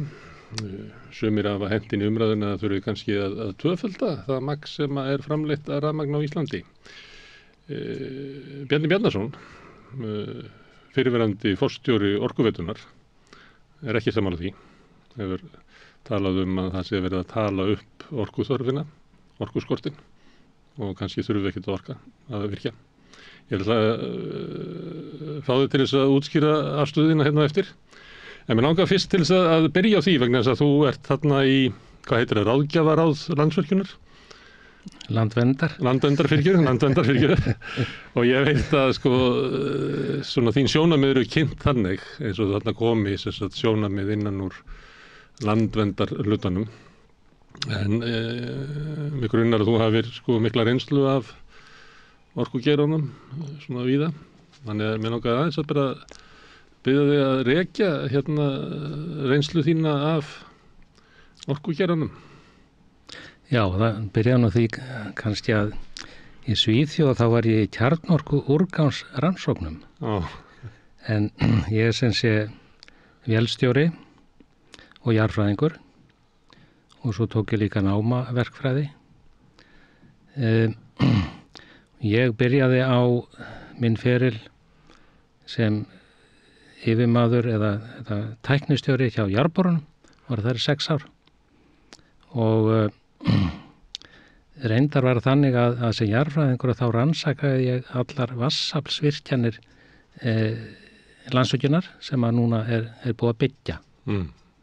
Þannig að ég hef eiginlega sett allt í kringum raforkuborðið sem mætti segja. Nú síðan fór ég til Kísiliðunar, þar gagnaðist nú bæði vélstjórinn, mikið vélabragg og jarðfræðin, því að ég las allar skýrslur um náttúru og lífríki Mývatns. Síðan stýrði ég járnblendinu á Grundartanga sem heitir núna Elkem í 4 ár og þá vann ég undir stóriðjusamningi. Og þurftur að semja við Landsvirkjun þá? Já, var samningurinn í gildi eða? Já, samningurinn var í gildi en við lentum miklum átökum í rauninni við Landsvirkjun. En það nú önnur saga. Síðan var ég 7 ár yfirmaður allra virkjana í Landsvirkjun og formaður stóriðjusamninga nefndar og samdi þar nokkru sinnum við járnblendið meðal annars og samdi við Alcoa frá upphafi til enda og samdi við Norðurál og Ísal líka. Þannig að þegar mest var að það voru 23 samningar í einhverju stigi vinnslu. Nú síðan stýrði ég Landsvirkjun Power í 3 ár. Og hvað fyrirbrigði er það? Það er fyrirtæki sem var aðalega með rannsóknir og verk ellendis. Og þannig að allt í allt var ég í 10 ár hjá Landsvirkjun, eða samstæðinni. Og nú síðan var ég 12 ár hjá Orkuveitunni, 12 ár, 1 mánuð og 3 daga nákvæmlega. Og það var auðvitað mjög merkilegt skeið. Þegar ég kem þangað þá var Orkuveita Reykjavíkur gjaldþrota í raun. En það mátti ekki setja henni gjaldþrot vegna þess að Reykjavík var ábyrg fyrir 240 milljarðar skuldum. Og það er ekkert að setja stærsta sveitafélagið á höfuðið. Þannig að við urðum að smíða okkur plan og það gekk alveg ótrúlega vel og starfsfólk í rauninni rétt úr bakinu þegar það átti að segja á því að það gat leyst úr málum sjálft. Og þú hættir þar ekki að fyrir stuttu síðan? Ég hætti í apríl í fyrra. Já. Og var auðvitað frelsinu fegin því að þetta er gríðarlegt álag. Það er sennilega fá fyrirtæki eða forstjóra fára fyrirtækja sem að nema þá helst í pólitíkinni sem eru svona á berangri. Það er pólitísk stjórn í Orkuveitunni og allir hafa skoðun á, við erum með 230.000 landsmenn í viðskiptum og allir hafa skoðun á heita vatninu og kalda vatninu og rafmagninu og frá veitunni og öllu saman. Þannig að þetta er svolítið... Svo var líka fyrirtæki var náttúrulega, það hafði verið í svona útrásarhug og líka verið svona breytingar á árunum þarna á undan að þetta er náttúrulega stofnað til að grunni til er þetta þjónustu fyrirtæki fyrir Reykvíkinga til að búa til heitt vatn og búa til rafmagn. En svo var það komið út í svona að til dæmis að gera samninga við stóriðju til þess að geta stækkað og elst og svo var það komið hugmyndur að við hefðum einhverja einstaka þekkingu sem við getum selt erlendis. Já, ég kalla það nú jarðhitaroka Íslendinga. Og það fyrsta sem við gerðum það var að losa okkur við Reykjavík Energy Invest. Það var reyndar mjög flókið að losna út úr öllu samningu þar, en það hafðist á lokum. Má ég spyrja það að því að þetta er forvitnileg saga. Ég var alltaf á þessu tíma, var ég að spurja menn, hvað það hver sérþekking Íslendinga í jarðvarmavirkjunum? Af því að maður hugsa sem svo að það getur nú alla verið að bora, því að menn hafa nú borað eftir öðru en heitu vatni og ég held að menn geti í Ameríku borað fleiri kílómetra og beygt og sveikt og ég veit ekki hvað og hvað á leiðinni, þannig að það getur alla verið að við sem bestir í það að bora. Það hafa verið rekin hitaveita er ekki Kaliforníu og víða langa tíma og þannig ég var alltaf að reyna að fá svar við að í hverju felst þessi sérþekking Íslendinga. Í París eru 200.000 manns tengdu hitaveitu sem kemur úr jörðinni. Sérþekking okkar felst í ýmsu. Það er reyndar mikið kunst að bora eftir jarðhita vegna þess að það má eingöngu nota hreint vatn. Og ég þekki það sem fyrir tæknistjóri jarðborana. Einstaka sinnum svokallað gel, en geli stíflar æðar, þannig að það er ekki gott. En sérþekking okkar í jarðhita felst í því að við í upphafi þá töldum við upp öll möguleg mistök og komumst upp í svona 100 og við erum búin að gera þau öll. Og það skiptir bara gríðarlega miklu máli. Og við erum opin fyrir að kenna öðrum að forðast mistökin. Til dæmis að þegar að hitaveita var lögð ofan á Mosfellsdal, að þá sem dæmi þá var ein okkar með torfi, því að það var ekki að flytja inn, þetta var á stríðstímum og það gekk bara prýðilega vel sem dæmi. Þannig að það er bara að gera hlutina og læra síðan að mistökunum. Já, þannig að það er þessi langa reynsla Íslendinga sem að öðrum getur nýst. Hún er gríðarlega löng. Já, frekar eftir tækninni geta eða eitthvað slíkt. Já, frá 1928 er fyrsta tengingin við hús í Reykjavík. Herðu, en ég vildi fara aðeins yfir ferilinn svo að væri að því ég bara tekið eftir í umræðinu, það verður svona að reyna að afskráta, því að þú ert sumuleyti, er því kallað hrópandinn í eyðimörkinni, svo sem að heldur fram einhverju þvert á það sem að er viðtekin hugmynd. Það er viðtekin hugmynd í pólitíkinni, að það vanti orku, að við þurfum að virkja fyrir orkuskiptunum og það er mikill vilji hjá orkufyrirtækjunum flestum. Að það þurfa að virkja meira og það er mikill vilji hjá alls konar fjárfestum að virkja í vindorku og vatnsorku og hverju sem er. En þú segir að það þurfa ekki að virkja. Það hef ég reyndar aldrei sagt. Nei. Hvað er það sem þú segir? Ég tel að það eigi að fara varlega og flumbrugangurinn í virkjun rafmagns, hann getur leitt okkur út í miklar hörmungar og óafturkræft mikið af því. Ef við horfum á orkuskiptin svokalluðu, að þá mun þetta orkuskipti muni gerast í áföngum á svona 30, 40, jafnvel 50 árum. Það er engin aðferð ennþá til þess að útbúa eða búa til svokallað rafdísil eða rafeldsneyti. Það er óheyrilega dýrt, þannig að það er engin möguleiki. Vinna vetni með vindmylum, það er líka gríðarlega dýrt. En orkuskiptin gerast í áfengum 30-50 árum. Og ef við virkjuðum núna 500 megawatt, það er eingöngu rafbílar sem eru komni núna í gagnið. Trukkarnir eru eftir, skipin eru eftir, flugvélarnar eru eftir. Ef við virkjuðum núna, segjum sem svo 500 megawatt, þá er þið krafa að sjálfsögðu að það rafmagn er selt. Og það er eingöngu að selja svona stórar rafmagnsblokkir á langtímasamningum. 5, 10, 20 ára samningum. Þannig að þegar að næsta skrefi kæmi, þá væri þetta rafmagn allt saman bundið og þá hæfist aftur sami söngurinn. Þannig það er ekki hægt að virkja upp í svona aukningu á almennri orkuþörf Þannig að sá sem að virkjar, hann vil geta selt rafmagn sitt fram í tíman og þá selur hann einhverjum stórnotendum en þar nefndi orkuþörfin fyrir aukna almenna notkun að henn ennþá ósvalað.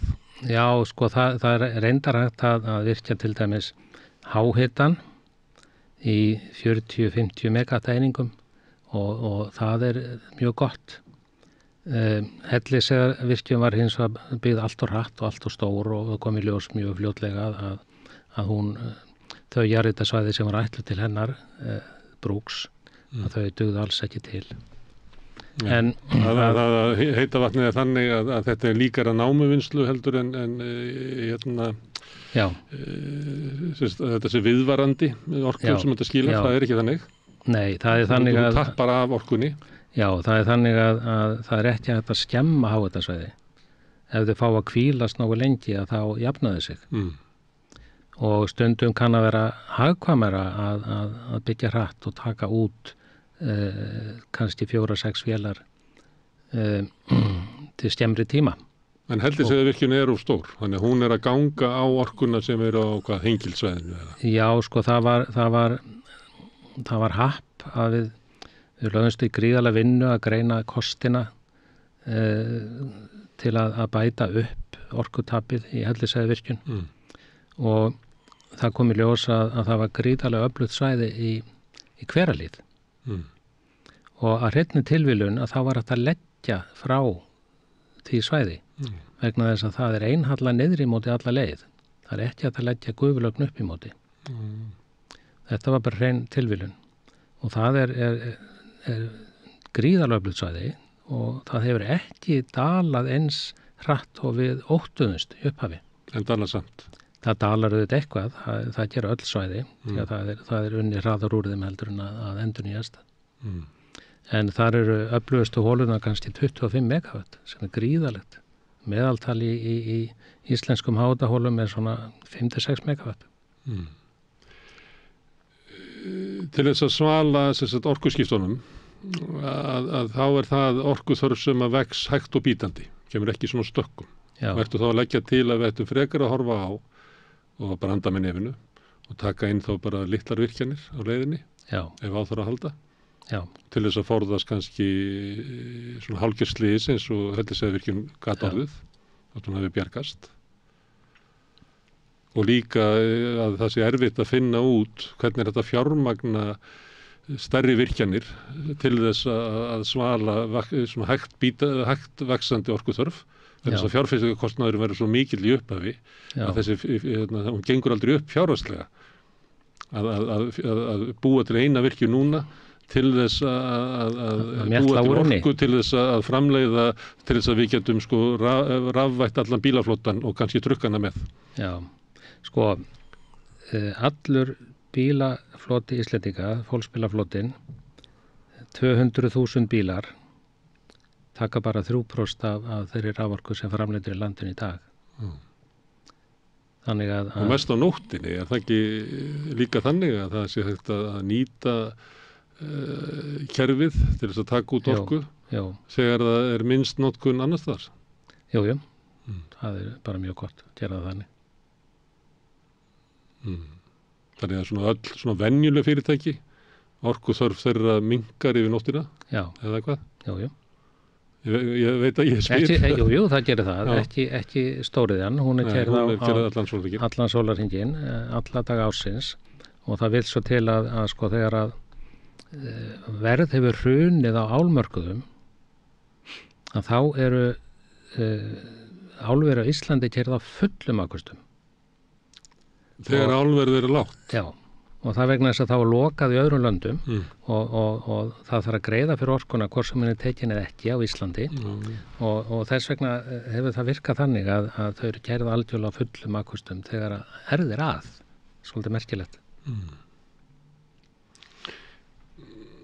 Ertu þá að segja að þessi umræða byggist raunverulega ekki á svona raunhæfu mati á orkuþörfinni? Heldur byggir hún á að vilja þeirra sem að vilja bara eignast eitthvað orkuver til þess að græna? Já. Það er nú þannig. Nú vindurinn áform vindorkuver á Íslandi, þau yrðu vantanlega flest í eigu Normanna og við þekkjum nú laxeldi í sjó að þeir hafa nú ekki gengið vel þar og ég gerir ráð fyrir það yrði svipað með vindinn. Nú það talað að þá gerist það þannig að auðlindarentan, að við hefum ykkur auðlindir hvort sem eru firðirnir í fiskeldinu eða vindurinn, að auðlindarentan hún renni bara til Noregs, en ekki til þess að bæta Íslands samfélag. Já. Nú það hefur verið talað að vindorkuver það sé algjörlega afturkræf framkvæmd. Því fer víðsfjarri. Það þarf að gera slóða að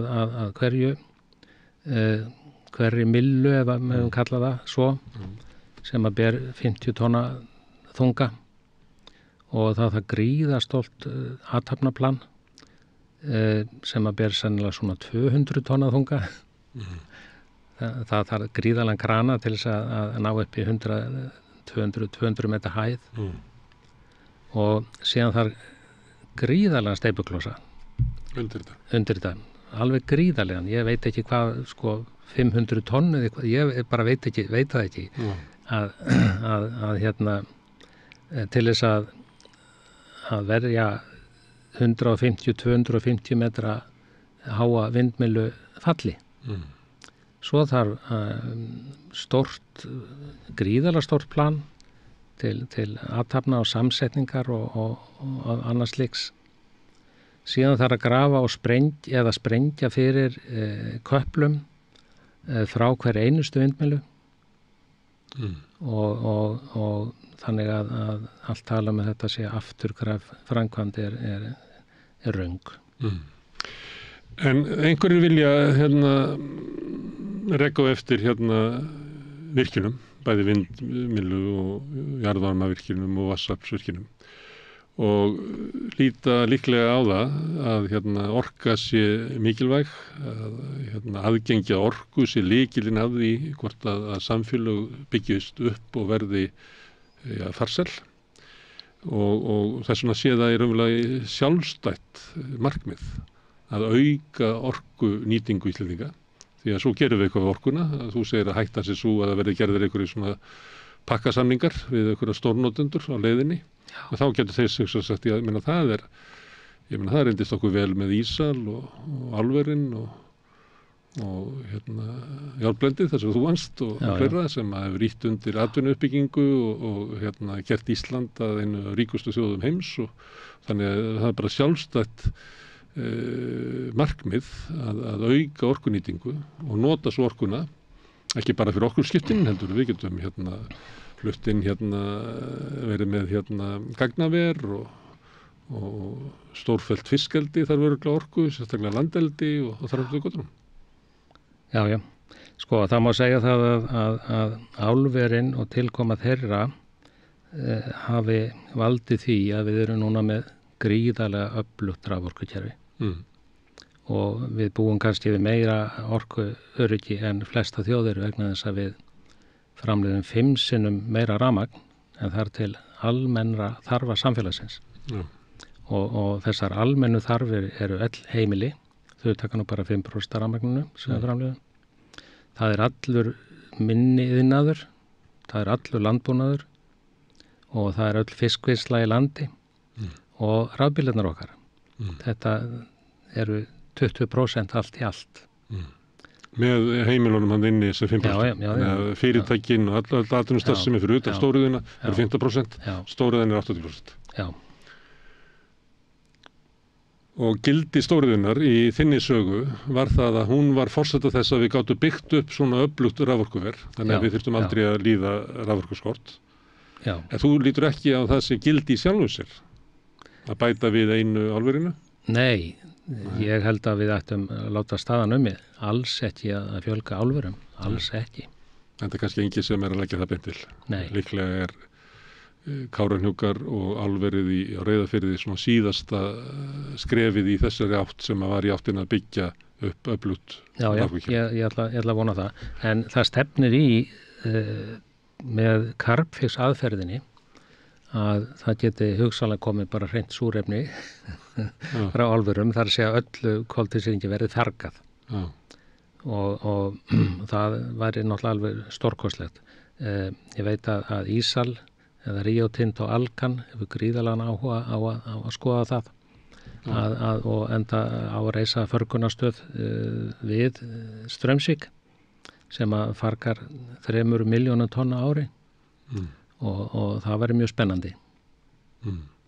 Sem að kemur þá bara beint úr strompanum og þau ferðu þá bara beint niður aftur.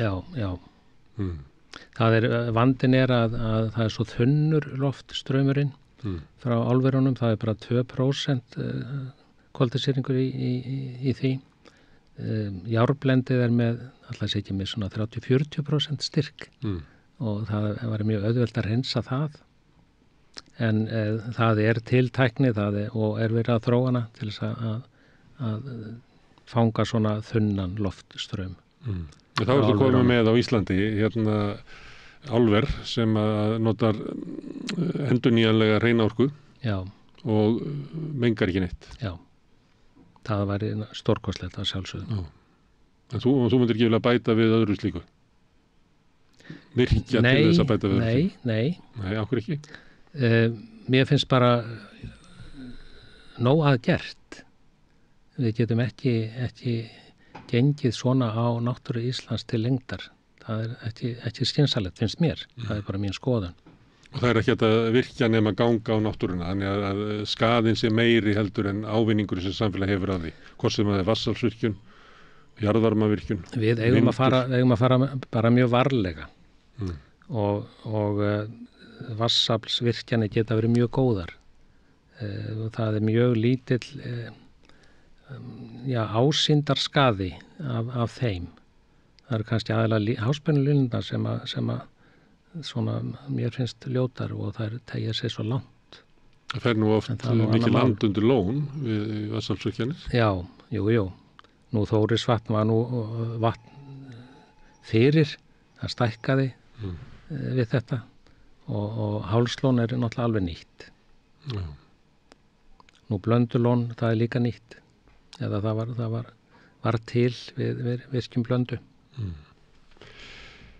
Það er núna svona undanfarið þá hefur verið bent á ýmislegt sem bendir til þess að það sé orkuskortur í Íslandi. Háværast er það kannski í kringum loðnubræðslur. Það séu keyrðar á olíu. Já. Er það ásættanlegt á Íslandi, ofgnægtar landi orkunar?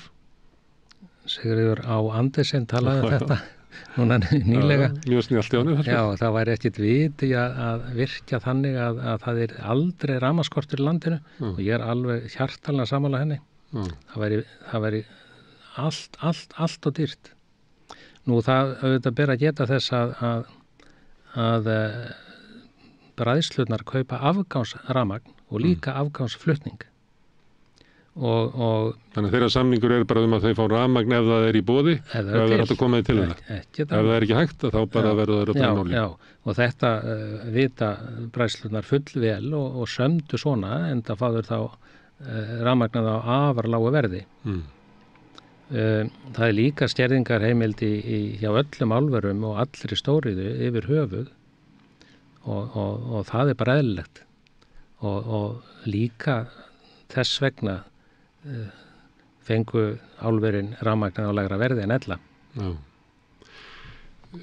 Það sem að Sigurður Andersen var að segja að ef að loðnuvertín er nú ekki, hún er stundum bara 2 mánuðir, max, að ef við virkjum fyrir að geta brætt loðnu á þessu tímabili, þá þurfum við svona miklu meiri orku. En hvað eigum við þá að gera við hana hina 10 mánuðina?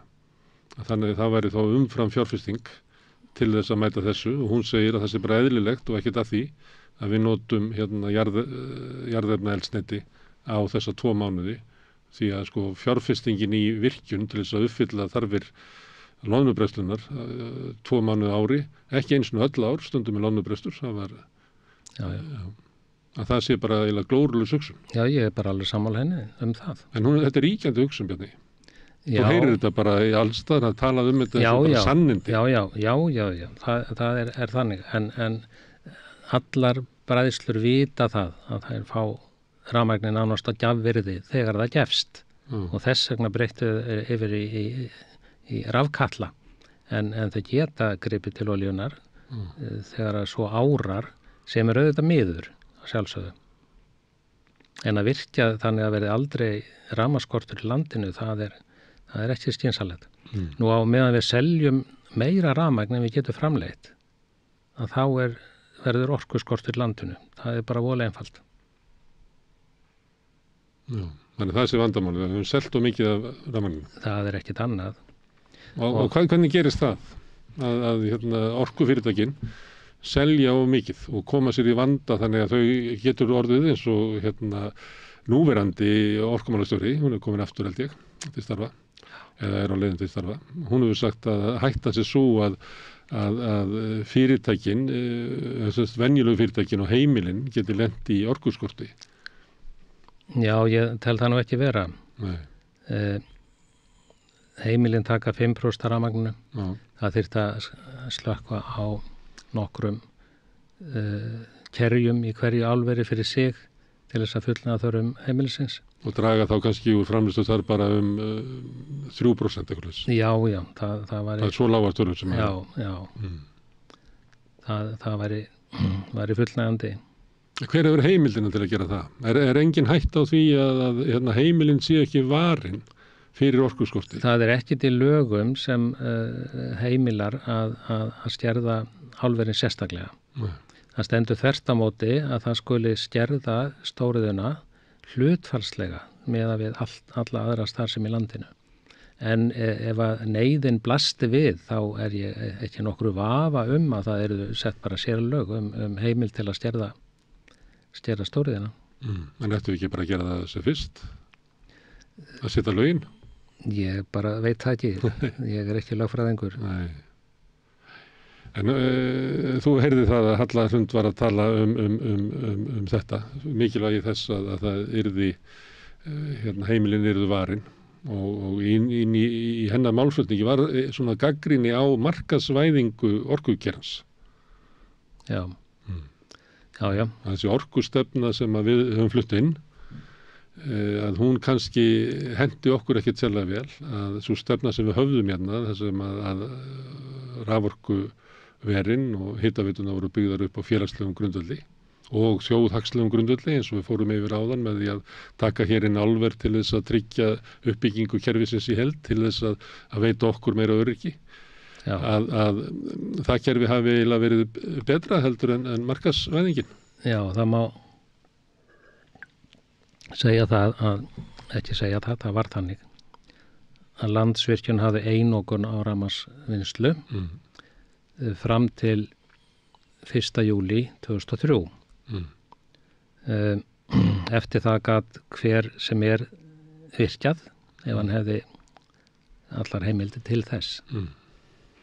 Hvort að það var gott kerfi, ég veit það ekki. Nei. En nú er það svo að hitaveitur í landinu eru farnar að líða skort. Hitaveitan á höfuðborgarsvæðinu, hún tekur núna 1200 megawatt og árið 2060 er áætlað hún taki 2400 megawatt í toppum.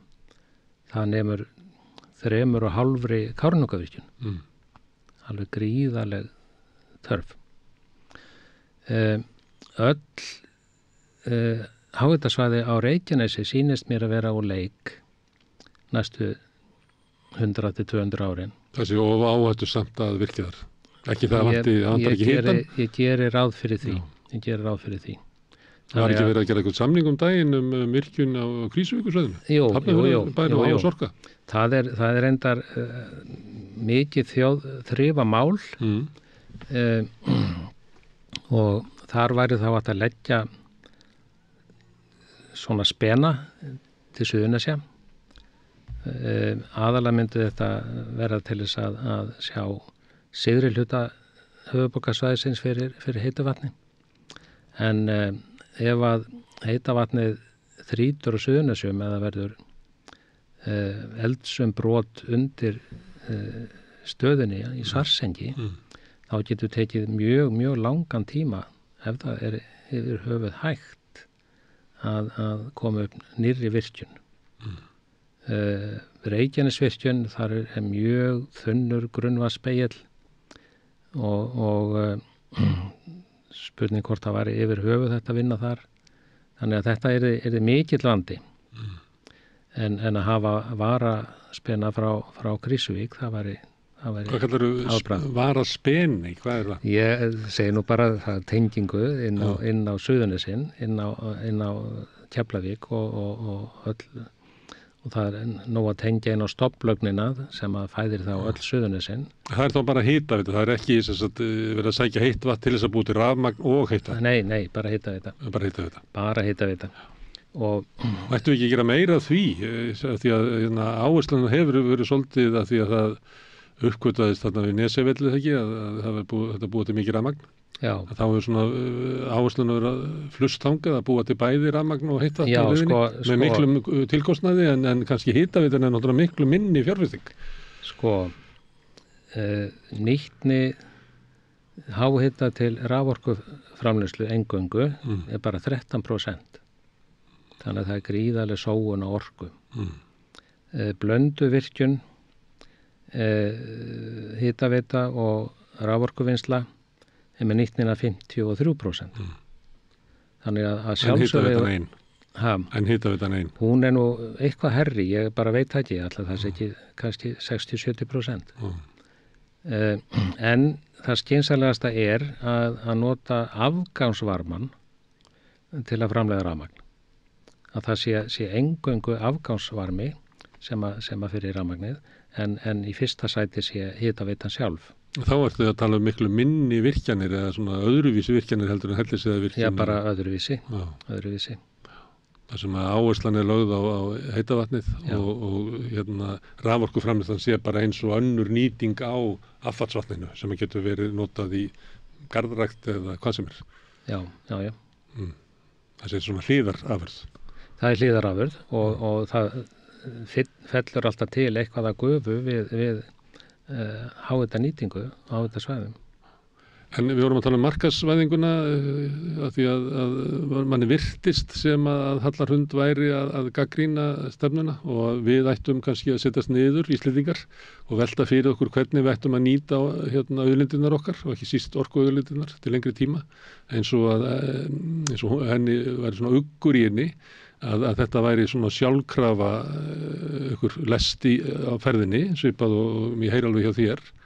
En hún talaði að við ættum kannski bara að horfa á svona grunnatrið það hvernig kerfið væri byggt upp og lagði áherslu á svona að það ætti að vera félagsleg og þjóðhagsleg sjónarmið sem ættu frekar að ríkja heldur en markaðsleg sem er þá vilja hverjs orkufyrirtækis til þess að virkja og selja og græða orkunni. Já, það verður að vissu ekki aftur snúið. Við völdum að taka upp Evrópu tilskipunum raforkulög og reyndar hefðu orðið að gera það vegna þess að undanþágan gilti bara, ég man ekki hvað okkur fjölgar svo, að undanþágan hefði virkjast núna, hvort þið er. Hefði fallið úr gildi? Já, eða undanþágan hún hefði fallið úr gildi. Þannig að markaðsvæðing hún er og verður og það verður ekki aftur snúið þannig að við þurfum þá bara að gera það besta úr henni. En markaðsvæðingin birtist í því að það er gríðalegu þrýstingur hjá fjárfestum sem að sjá mögulegan gróða á því að reisa vindmyllugarða, að reisa litlar virkjanir, vatnsaflsvirkjanir og stærri. Gríðalegu þrýstingur á kerfið. Já. Og kannski endurspeglar það í umræðinni hennan stórkostlega orkuskort. Það er bara verið að búa til stemmingu til þess að ýta undir virkjanir. Það er alveg ljóst í mínum huga. Nú, það er mikið og þeim fjölgandi bændavirkjunum og 9,9 megawatt er hæsta aflið á þess að fá sérstætt og fara í gegnum umhverfismat. Þannig að stundum eru þá byggðar 2 4,9 megavatta virkjanir í staði fyrir eina stóra og nú eina orkufyrirtækið HS Orka sem er rauninni einkavætt til helminga í eigu Kanadamanna held ég og helmingi í eigu lífeyrissjóðanna. Þannig að það fyrirtæki vill auðvitað byggja vatnsaflsvirkjanir og það er eðlilegt vegna þess að eiga vatnsafl á móti jarðhitanum er mjög gott. En þú vilt horfa á þetta sem svona út frá þjóðhagslegri hagkvæmni, en þeir sem reka HS Orku vilja horfa á þetta út frá arðsemi eigin fyrirtækis. Já, það er bara og þegar það búið að markaðsvæða kerfið, þá náttúrulega ræður eiginlega þeirra sjónarmið. Frekar heldur þitt eða höllur undara. Já, það er bara þannig. Já. Og þú segir þessi ekki hægt að bakka út úr þessu, þá situm við bara uppi með þetta að það verður gríðalegu þrýstingur á virkjanir hérna. Já. Og þó svo og rökin verða að það sé fyrir almannahag. Síðan koma virkjaninnar og þær eru svo stórar að það er þetta er langt umfram almannahag eins og staðin er núna og þá selja menn orkuna til einhverja nýra verkefna. Og þörfin fyrir aukna orku fyrir almannahag, hún verður alltaf til staðar. Þannig að við höldum bara fram að virkja, en vandinn er alltaf sá sami. Já. Það versta af öllu... Er þetta ekki nokkuð um það sem þú ert að segja? Jú. Það versta af öllu væri að leggja sæstreng. Þá væri gefið skotleyfi á allt sem að eftir er að virkja á Íslandi, vatnsafl, háhitasvæðin og vindin. Það væri mjög slæmt að mínu mati. Og sem betur fyrir sæstrengur ekki orðin að raunveruleika. Hann er 1000 metra langur.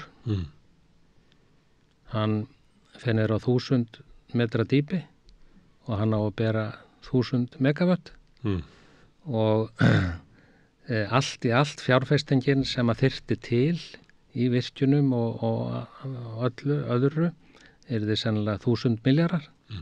Þannig ég kallaði þetta stundu verkefni 4000. En það væri afar slæmt auk þess að þá myndi grunnverðið á raforku hækka verulega og sveiflurnar margfaldast. Það væri ekki gott.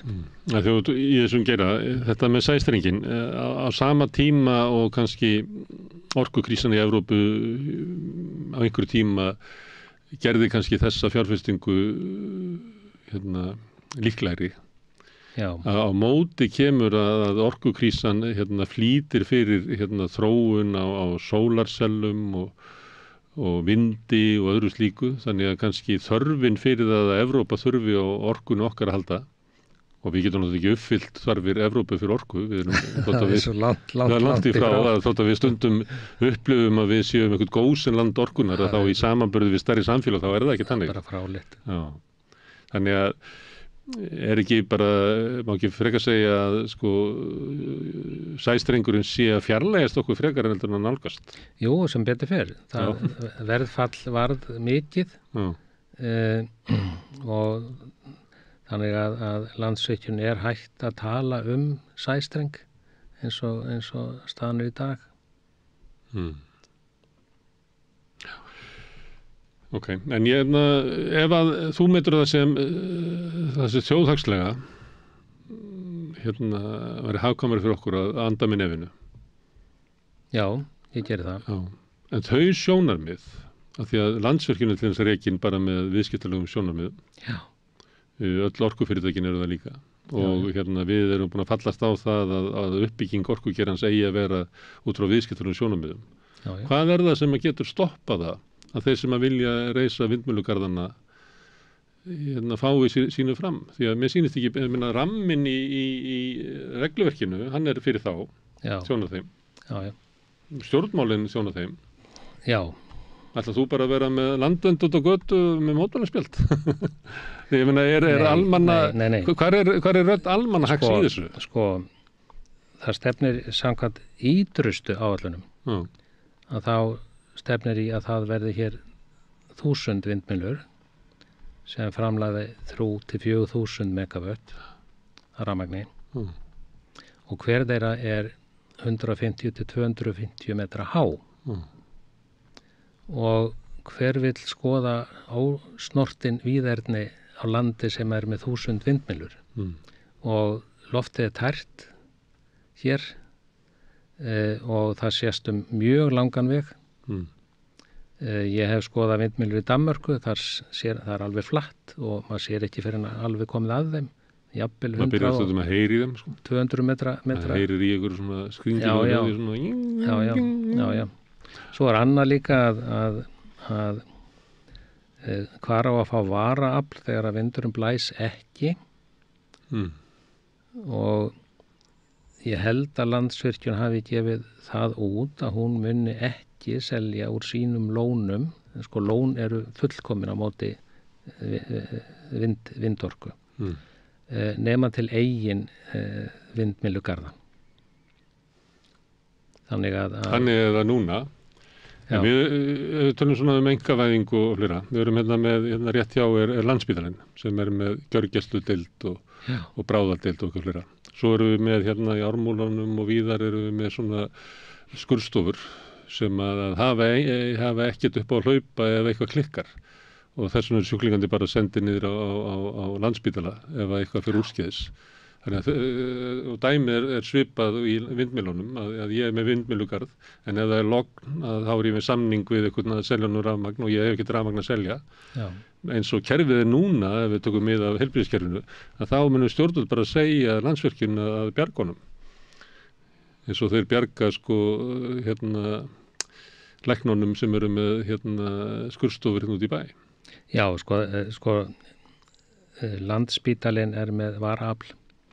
Þannig að Nei, ég er að segja bara það sem ef það kemur eitthvað upp á í uppskurðunum og sjúklingur þarf að fara inn á bráðadeild og inn á gjörgæsludeild því að það kom upp bara einhver Sko, það er nú ekki Þannig að ríkið er í því að hjálpa einkaaðilum og ég er að velta fyrir mig akkur að ríkið ekki hjálpa vindmyllukollunum þarna þegar þeir lendi í vandræðum.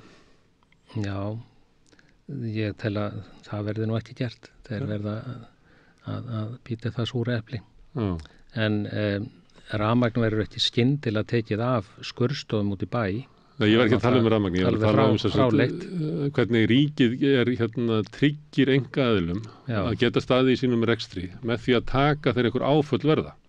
Já, það er útilokað. Það er bara útilokað. Að einhver reisi vindmyllugarð og svo getur hann ekki skilað frá sér rafmagninu að þá verði Landsvirkjun falið. Nei, það er bara útilokað. Og allt vatnsafl í landinu dugar hverginari til þess að bakka upp 1000 vindmyllur með 4.000-5.000 megavött. Það er bara útilokað, algjörlega útilokað. Þá geti það verið þannig að vindmyllu eigendurnir færu fram á að fá að reisa raforku eða vatnsaflsver til að mæta, til þess að laga reksturinn hjá sér. Já, og það er bara eiginlega allir kostir eru á hendi Landsvirkjunar, allir stærri kostir fyrir vatnsaflsvirkjanir. Ef við tökum neðri hluta Þjórsár, þar er Holtavirkjun og Urriðafossvirkjun og Hvammsvirkjun. Þær eru samanlagt 2,2 teravastundir á ári. Það myndi bæta svona rétt rúmlega 10% við þá vinnslu sem við höfum í landinu í dag og þær virkjanir eru allar mjög umdeildar, sennilega mest Urriðafossvirkjun. Þannig að og menn reyna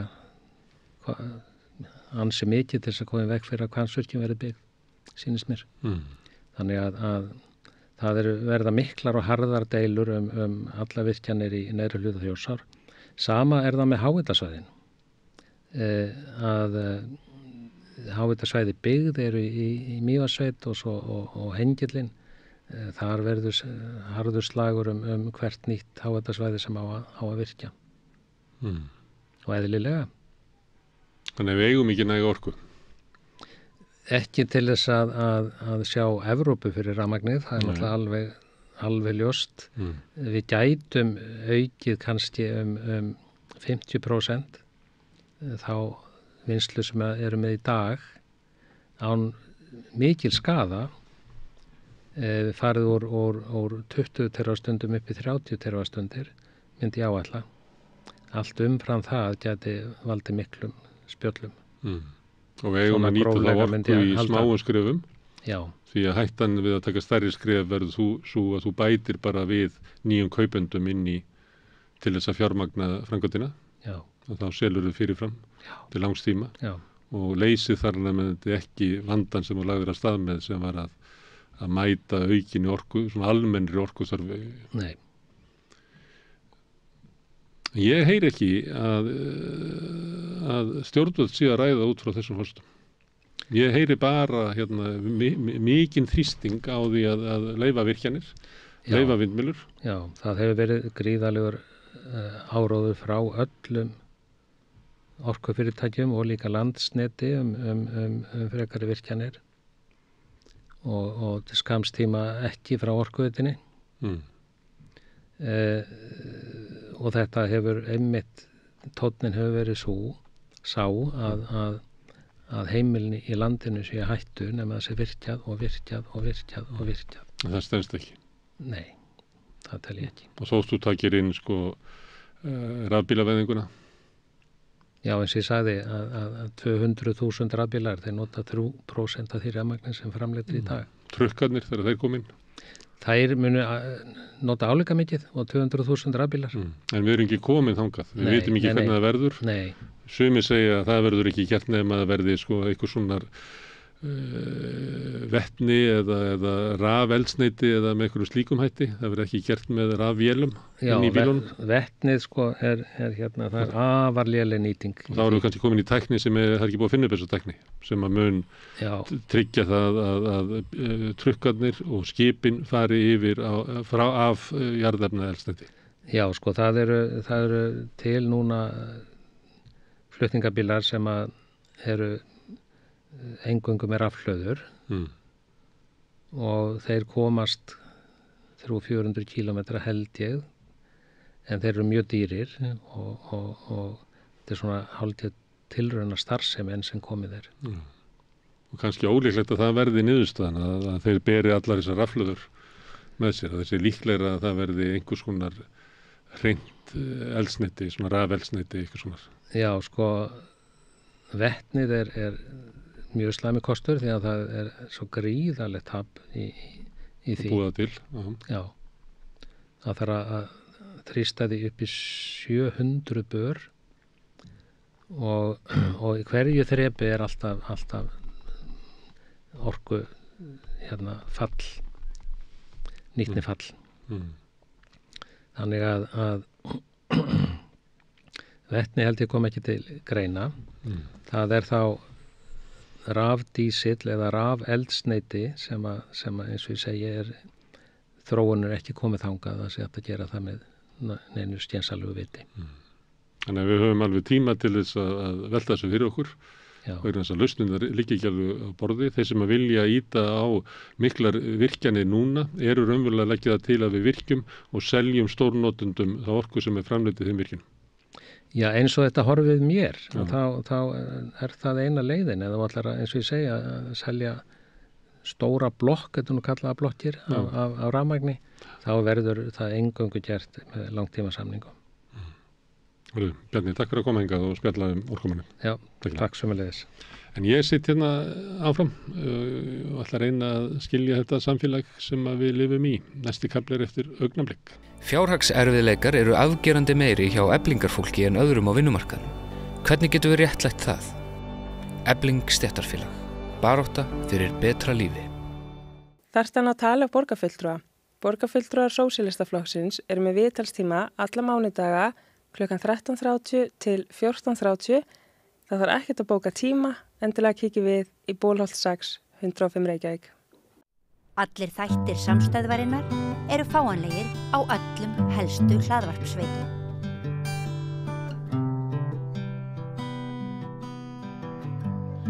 Það var kosið til Evrópuþingsins síðustu daga og úrslitin liggja fyrir og þau eru æði misjöfn eftir löndum og kannski erfitt að draga einhverja heildarályktun af þeim, en það jafnframt gaman að geta farið á milli landa og skoða úrslitin, því að þau segja okkur svolítið pólitíkina í hverju landi fyrir sig, segja líka afstöðu ólíkra þjóða til Evrópusambandsins, hvort að fólk vilji efla Brussel eða efla þjóðríkin og þar handu göttunum. Við ætlum að leika okkur þessu hérna við rauðaborðið og hafa samband við Íslendinga sem að búa víða í Evrópusambandinu. Hérna eru með okkur Steingrímur Jónsson sem er varaborgarfulltrúi Vinstriflokksins í Lundi í Svíþjóð. Tek það fram að því að sá flokkur bauð fram. Hér er Áslaug Hafsteinsdóttir Hojetta sem býr í Helsinki í Finnlandi. Hér er Þorfinnur Ómarsson sem býr í Brussel í Belgíu. Hér er Rósa Björk Brynjólfsdóttir sem býr í París í Frakklandi og Jón Sigurður Eyjólfsson sem býr á Spáni. Ég bara veit ekki hvað hann býr. Hann býr einhvers staðar þarna í sólinni. Herðu, en við ætlum að byrja þessa hringferð á Steingrími Jónssoni sem í Svíþjóð. Hvaða tíðindi voru í úrslitunum í Svíþjóð?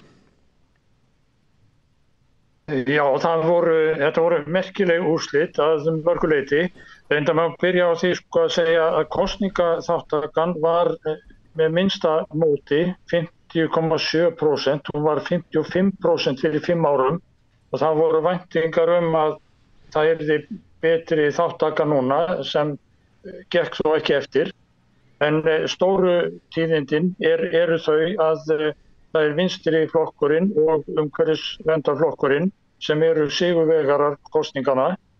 Vinstri flokkurinn bætti við sig verulega miklu úr 7% upp í 11% og bætti við sig manni, eini flokkurinn sem vann mann og umhverfisflokkurinn hann bætti við sig, var stærri fyrir en fór upp í 15,7% og heldur sínum 3 mönnum. Og svo eru þá gömlu stóru flokkarnir, sósíaldemókratar og móderaatar, hægri flokkurinn, þeir halda sínu. Sósíaldemókratar eru stærstir með næstum því 25% atkvæða og móderaatar eru með 17,5%. Þeir hafa sem sagt 5 og 4 þingmenn borð. Það sem kannski skemmtilegast, sérstaklega fyrir okkur sem eru með hjarta til vinstri, að Svíþjóðardemókratar, öfgaflokkurinn til hægri, var með mikla væntingar að þeir eru kannski næst stærstir í liðinu, en þeir duttu niður fyrir umhverfisflokkinn og eru sem sagt í 4. sæti. Þeir töpuðu talsverðu fylgi, rúmum 2%, héldu sínum 3 mönnum en þeir voru með væntingar að vinna 4. eða jafnvel 5. mannin. Og það gekk sem sagt ekki eftir. En af hverju gekk það ekki eftir, Steingrímur? Því að nú svona ákveðin þetta lesa úr því allavega á meginlandinu, ekki á Norðurlöndunum, að svona hægri flokkarnir til hægri er að vinna á. Af hverju eru Svíþjóðardemókratar ekki að gera það? Er það vegna þess að þeir tengjast ríkisstjórninni sem og að kosningin í Svíþjóð var eiginlega gegn stjórnvöldum eins og var kannski víðast? Það örugglega hluti af afskýringunni að það mikil óánægja með ríkisstjórnina og ríkisstjórnarflokkarnir fá mjög illa útreið. Þeir tapa allir fylgi nema stóri flokkurinn móderaatar, þeir halda sínu óbreyttu. En það sem aðalmálið það að umhverfismálin eru mjög ofarlega í hugum fólks hér og vinstriflokkurinn var líka með umhverfismálin mjög ofarlega á sinni stefnuskrá og hefur staðið sig mjög vel, og ég segi sjálfur frá, í umhverfismálum og það eru samt þeir 2 flokkar sem vinna mest. Svíþjóðardemókratar, þeir með bara skamma sín fyrir sína afstöðu í umhverfismálum og þeir viðurkenna ekki að það sé eitthvað að gerast í náttúrunni og það skilar sér í minna fylgi. Síðan eitt sem hefur verið bent á með Svíþjóðardemókrata og það sem verið að álykta út frá könnunum að Svíþjóðardemókratar eru miklu duglegir að taka þátt í könnunum. En þegar kemur á kjördag, þá nenna þeir ekki að fara á kjörstað og það er náttúrulega bara besta mál. Ok, herðu, Áslaug, hver eru svona megin þættirnir í kosningunum í Finnlandi? Já, það eru mikla fréttir hérna frá Finnlandi. Þetta var í 7. skipti sem var gengið til Evrópuþings kosninga hér og við bara byrja að minnast á þáttökuna, þá var hún nánast svo sama árið 2019. Það voru 42,4 en voru 42,7 2019 og stærstu breytingarnar voru þær að vinstri flokkurinn með Lee Anderson í broddi fylkingar sem ung 37 ára gömul kona sem samt búin að vera nokkuð lengi í stjórnmálum. Hún sló met og fékk í kringum 250.000 atkvæði og það sá fyrir rennari hennar, eða sá sem átti það met, það var frá fyrstu Evrópuþingskosningunum árið 1996 og það maður sem heitir Paavo Väyrynen og hann fékk þá 157, sem sagt tæpum 100.000 atkvæðum færri en hún fékk. En já, vinstri flokkurinn fékk þá 3 þingsæti, Finnar eiga 15 þingsæti og vinstri flokkurinn bætti við sig 2 á meðan Samlingspartiet eða systurflokkur Sjálfstæðisflokksins fékk 4, bætti við sig 1 og var með 24,8%. En jafnaðarmenn sem eru náttúrulega örlítið laskaðir eftir að Sanna Marín hætti þingstörfum, hún var svo mikil stjarna á öllum vettvöngum.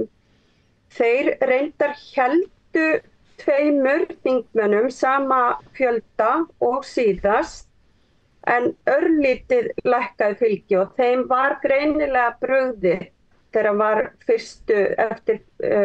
fyrstu tölur og svona alls ekki ánægðir með kosninguna. Síðan var það miðflokkurinn eða Centerpartiet eða systurflokkur Framsóknarflokksins sem var líka með 2 sæti og minnkaði aðeins þeirra, fór niður 1,8% frá síðustu kosningum og grænir mistu 1 og þeir fengu líka 2. Þannig að jafnaðarmenn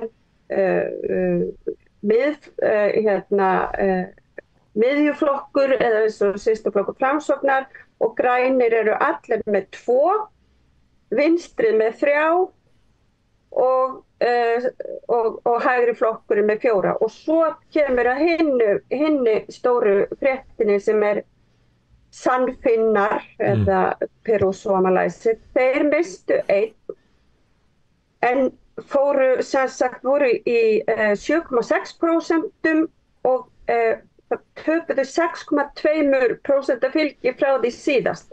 Þannig að þetta tvennt með að vinstri bætti svona mikið við sig og Sannfinnarnir mistu, þá voru svona stærstu fréttirnar og það sem mest búið að vera að greina og velta fyrir sér núna núna í dag.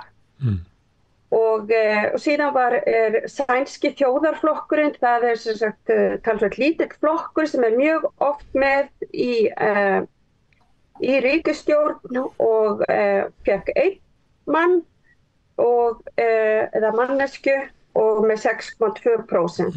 Og þessi sænski þjóðarflokkur mjög oft með ansi lága tölu og þess vegna var það mjög mikið sjokk fyrir Sannfinna að þeir eru bara rétt fyrir ofan sænska þjóðarflokkin.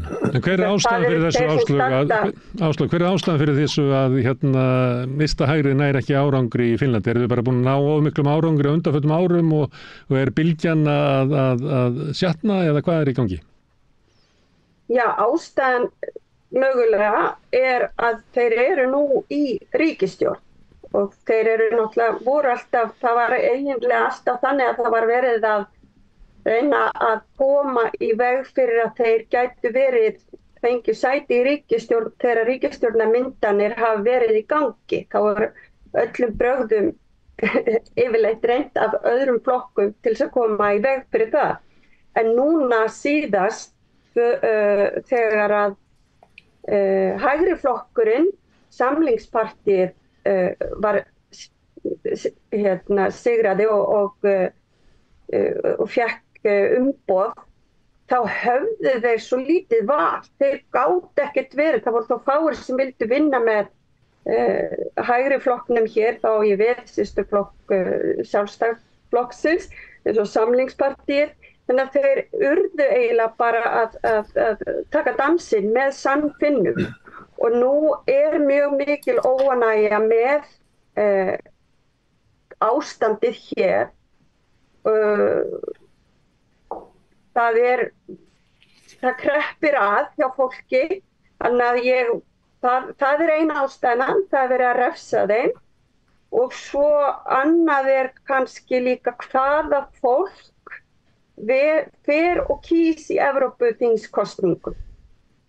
Og síðan annað þar sem öryggismál eru mjög mikilvæg fyrir okkur hér, okkur öll í Evrópu, en við erum náttúrulega landfræðilega stödd þar sem við erum stödd og Sannfinnarnir hafa mjög mikið bara talað innflytjendur og hælisleitendur og eru svolítið með sömu rulluna ofan í og þetta var ekki að fara vel í fólk. Þannig að þetta svona bland af einu og öðru og þeir var náttúrulega fengið tíma núna í ríkisstjórn og vinstriflokkurinn yfirleitt í kringum svona 10%, aðeins undir, aðeins yfir.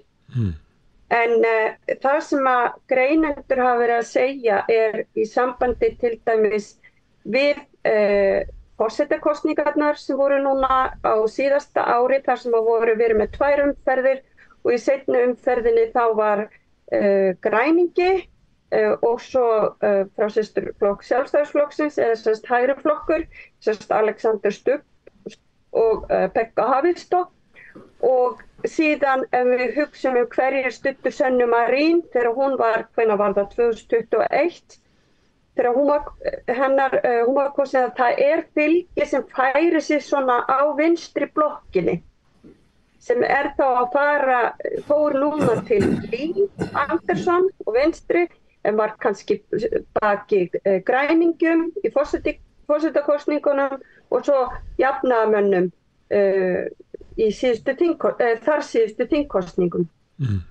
Þannig að þetta eru svona hluti af því sem fólk að koma með sem ástæður fyrir þessu.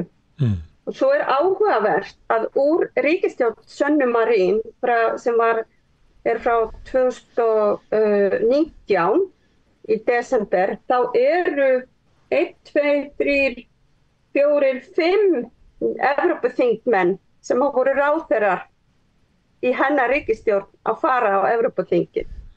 Og það fyrrverandi fjármálaráðherra Katrín Kulmuni, María sem fyrir miðjuflokk, María Ohisalo sem var umhverfisráðherra græn og innanríkisráðherra, Líf Andersson sem var menntamálaráðherra og svo var þriðji aðilinn frá vinstri var sem sagt Jussi Saramo sem að bjóst alls ekkert við að vera að fara á Evrópuþingið og flestir þeir sem að voru kosnir, þeir voru með fyrir utan Líf, kannski 90.000 atkvæði, 50.000 atkvæði, en þessi þriðji vinstri maður bara með í kringum 4.000 atkvæði.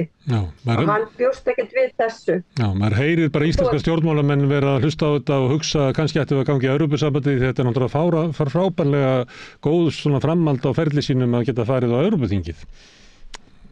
Já, Herðu, og Anna-Maja Henriksson, hún var líka sem sagt dómsmálaráðherra og hún sem sagt hefur verið formaður sænska þjóðarflokksins og það annaður margir sem hafa verið formenn sem að fara á þingið. Herðu, nú fyrir við til Belgíu, þar hefur verið svona mest hraðvaxandi stjórnmálaflokkurinn í Belgíu og undanförnum misserum hefur verið flokkur sem vill bara kljúfa Belgíu. Hverjar voru niðurstöður Evrópukosningarnar og hvernig þetta lesa stjórnmálaþróunin í Belgíu út frá þeim, Þorfinnur? Jó, sæl allsamöl. Já, hér í Brussel kannski líka að tala bara úrslitin á Evrópuvísu og ég hér í næsta húsi við Úrsulu, má segja, Berlaymont. Þannig að sko, það ekki bara verið að spá í hvernig úrslitin fóru í Belgíu heldur meira kannski á Evrópuvísu. Og mér langar líka að tala það. En ef við byrjum á Belgíu þá má segja að þetta 3 flokka bandalag sem að hélt velli í kosningum á Evrópuvísu, þetta miðju og svona sikkur með yfir miðju, það líka með meiri hluta hér í Belgíu. Það að segja hver þeirra fekk 4 þingmenn af 22, þannig að þessi 3 flokka bandalag samans það með 12 af 22 verður þá í meiri hluta innan Belgíu. Og svo sem vann eiginlega mest var fyrirverandi forsætisráðherra Sophie Wilmès sem frjálslynd miðjumanneskja og hún tók eiginlega við svona áformum Charles Michel sem hefur verið undanfarin 5 ár, hann hefur verið forseti leiðtogaráðsins svokallaða. Hann ætlaði að bjóða sig fram en hætti við og hún fór í það hlutverk í staðinn og náði góðum úrslitum. En það sem þú vísar í að flokkur vissulega sem vill kljúfa Belgíu og það sem ég kalla Flandursmegin eða Flæmingimegin, hann fekk góða kosningu í belgísku kosninguna, það að segja að það voru líka kosningar hér til belgíska þingsins og sveitarstjórna, þannig að það voru kosningar alveg á öllum stigum hér í Belgíu og það einmitt skylda að kjósa í Belgíu, þannig að þátttakan alltaf mjög há. Þannig að það verður mjög snúið, sýnist mér að mynda ríkisstjórn í Belgíu eftir þessu úrslit, en þeir eru ýmsir vanir í því, það tekur yfir 2-3 ár og hefur ekki skipt neinu þó að það hafi ekki verið myndið ríkisstjórn 1-2-3. En hins vegar ef við skoðum kannski úrslitin á Evrópuvísu, að þá eins og mikið hefur verið talað þessi viðbót hjá öfgahægrinu, vissulega og sérstaklega í Frakklandi, en það ekki að segja hún sé endilega sko, eitthvað svona alla álfuna eins og við heyrðum þetta frá Skandinavíu og við munum heyra frá Spáni og eftir og þetta Frakkland aðalega og svo Pólland, en það reyndar Donald Tusk sem klassískur hægrimaður vann líka ágæta kosningu og heldur í við á móti þar sko. Og svo auðvitað Ítalía, en þetta ekki, og Ungverjar andaði þetta kannski, en þetta ekki að segja að þetta sé út alla Evrópu, þannig að kosningaúrslitin má segja ef við skoðum bara öll löndin, þá þetta svona minni stundum á að hér í Belgíu til dæmis ríkisstjórn sem kölluð Vivaldi-stjórnin, af því að hún með allt innanborðs, það allar árstíðir, þess vegna heitir hún Vivaldi-stjórnin, af því að þetta eru árstíðirna 4. Og þetta aldrei það sem kom út úr þessum kosningum á Evrópuvísu, að þetta mjög breytilegt eftir löndum, en stóra niðurstaðan þá, ef við tekum bara í stóra pottin, þá má segja að Ursula von der Leyen sé svona dálítið sigurvegari í kosninguna. Það hún sem heldur ágætlega velli, þau eru áfram með langstærsta flokkabandalagið, EPP, og þetta 3 flokkabandalaga með samband heldur alveg ágætlega velli með rúmlega 400 þingmenn af 720. Þannig að þó að það sé svona mjög spooky aðstæður sumstaðar eins og í Frakklandi og verður fróðlegt að sjá hvað gerist þar, þá það kannski ekki endilega út alla álfuna. Já. Þú kemur bara aftur inn þegar við ræðum aðeins Evrópu en fyrir þá til Frakklands það sem voru afdrifaríkustu úrslitin, Rósa Björk. Hvað eru Frakkland? Já, það sannkallaður, hvað ég að segja, það búið að vera mikla pólitískar jarðhræringar hér frá því í gærkvöldi þegar fyrstu tölur voru kynntar. Rassemblement National sem öfgahægri flokkur Marine Le Pen og með hinn unga 28 ára gamla Jordan Bardella í forystu fyrir lista flokksins til Evrópuþingsins í fararbroddi, vann 31,5% stiga sigur sem er 8% aukning frá Evrópuþingskosningunum 2019 fyrir þann flokk og þar á eftir kemur flokkur forsetans Emmanuel Macrons Renaissance, hinn frjálslyndi miðflokkur sem tapaði 10% frá kosningunum 2019. Þar á eftir í 3. sæti þá eru sósíaldemókratar sem bættu við sig 7,5% og það talaði svona upprís sósíaldemókrata eftir mikið niðurlægingaskeið í þeirra sögu hér í Frakklandi og síðan það vinstriflokkarnir eða La France Insoumise sem endaði með 9,9%, bætti sig 3% en hafði miklar væntingar til þess að bæta sig mikið meira. Þannig að fyrsta lagi þá eru náttúrulega úrslit kosninganna mikið áfall og hafa valdið miklum skruningum og jarðskjálftum hreinlega í pólitíkinni hér í Frakklandi og líka í Evrópu. En svo líka tilkynning Emmanuel Macrons eftir fyrstu tölur sem mjög óvenjulegt og hefur ekki gerst áður eftir fyrstu tölur í Evrópuþingskosningum að forseti Frakklands taki til máls og flytja ávarp. Þar sem hann tilkynnti það, hann ætlaði að leysa upp franska þingið og búa til kosninga 30. júní. Það er að segja fyrstu umferðar fyrir neðri deild þingsins 30. júní og svo seinni umferðar fyrir efri deildina 7. júlí. Þetta þykir vera gríðarlegt veðmál hjá sitjandi forseta að boða til kosninga og í raun og veru má segja að allir flokkar þeim forystu fólki í öllum flokkum hafi brugðið mjög við þessi tíðindi. Og þetta voru óvænt tíðindi, en í raun og veru voru niðurstöðu kosningana í takt við skoðanakannanir eins og þeir höfðu verið að sýna og síðustu daga fyrir kosningar. Kosningaþátttakan í Frakklandi var góð, hún var 2% meira heldur en 2019 því að yfirleitt er mikið talað lága kosningaþáttöku í kosningum til Evrópuþingsins, en hún var góð vegna þess að það var að bætast við kjósendur. Það sem að raun og veru er, til þess að setja þetta aðeins í samhengi, þá er öfgahægrið að vinna sinn stærsta sigur í Evrópu hér í Frakklandi og með stærsta sigurinn. Öfgahægri flokkurinn, Rassemblement National, hefur verið að bæta við sig 2,5 milljón atkvæða frá árinu 2019 og þegar að frönsku miðlarnir að sýna kort vöxtin á þessum flokki, þá er það ískyggilegt hvað í raun og veru fylgi hans orðið víðbreytt og útbreytt og einskorðað ekki eins og áður kannski við suðrið og ákveðnar borgir í suðri, heldur orðið í raun og veru fylgið má finna út allt. Aðeins eins og bara þessi stóru úrslit kosningana, þau eru náttúrulega þau að öfgahægrið styrkist líka á Ítalíu, Austurríki og Þýskalandi og stjórnarflokkarnir í Þýskaland og Frakklandi tapa. Og það hljóta að vera gríðarlegt áhyggjuefni fyrir þýsk og frönsk stjórnvöld vegna þess að Þýskaland og Frakkland eru svona þessi þungaviktarlöndin í Evrópusambandinu, bæði með fjárframlagi og stuðningi og svo líka náttúrulega með fjölda sæta inn á þingið. Þannig að Frakkar eru með 81 þingsæti á Evrópuþinginu og þar af eru RN með 30 sæti eftir kosningarnar í gær. En eins og einhver sagði hér áðan, þá kannski var öfgahægrinu það var mikill ótti það að þeim myndi ganga betur víðar álfuna heldur en raun ber vitni. Þeim var ekki að ganga eins vel og spáð var í Belgíu og Ungverjalandi og Finnlandi og Pólandi. Þannig að það má alveg túlka það þannig að þeim hafa ekki gengið eins vel en vissulega mikil áhyggjuefni hvernig þetta fór hér í Frakklandi.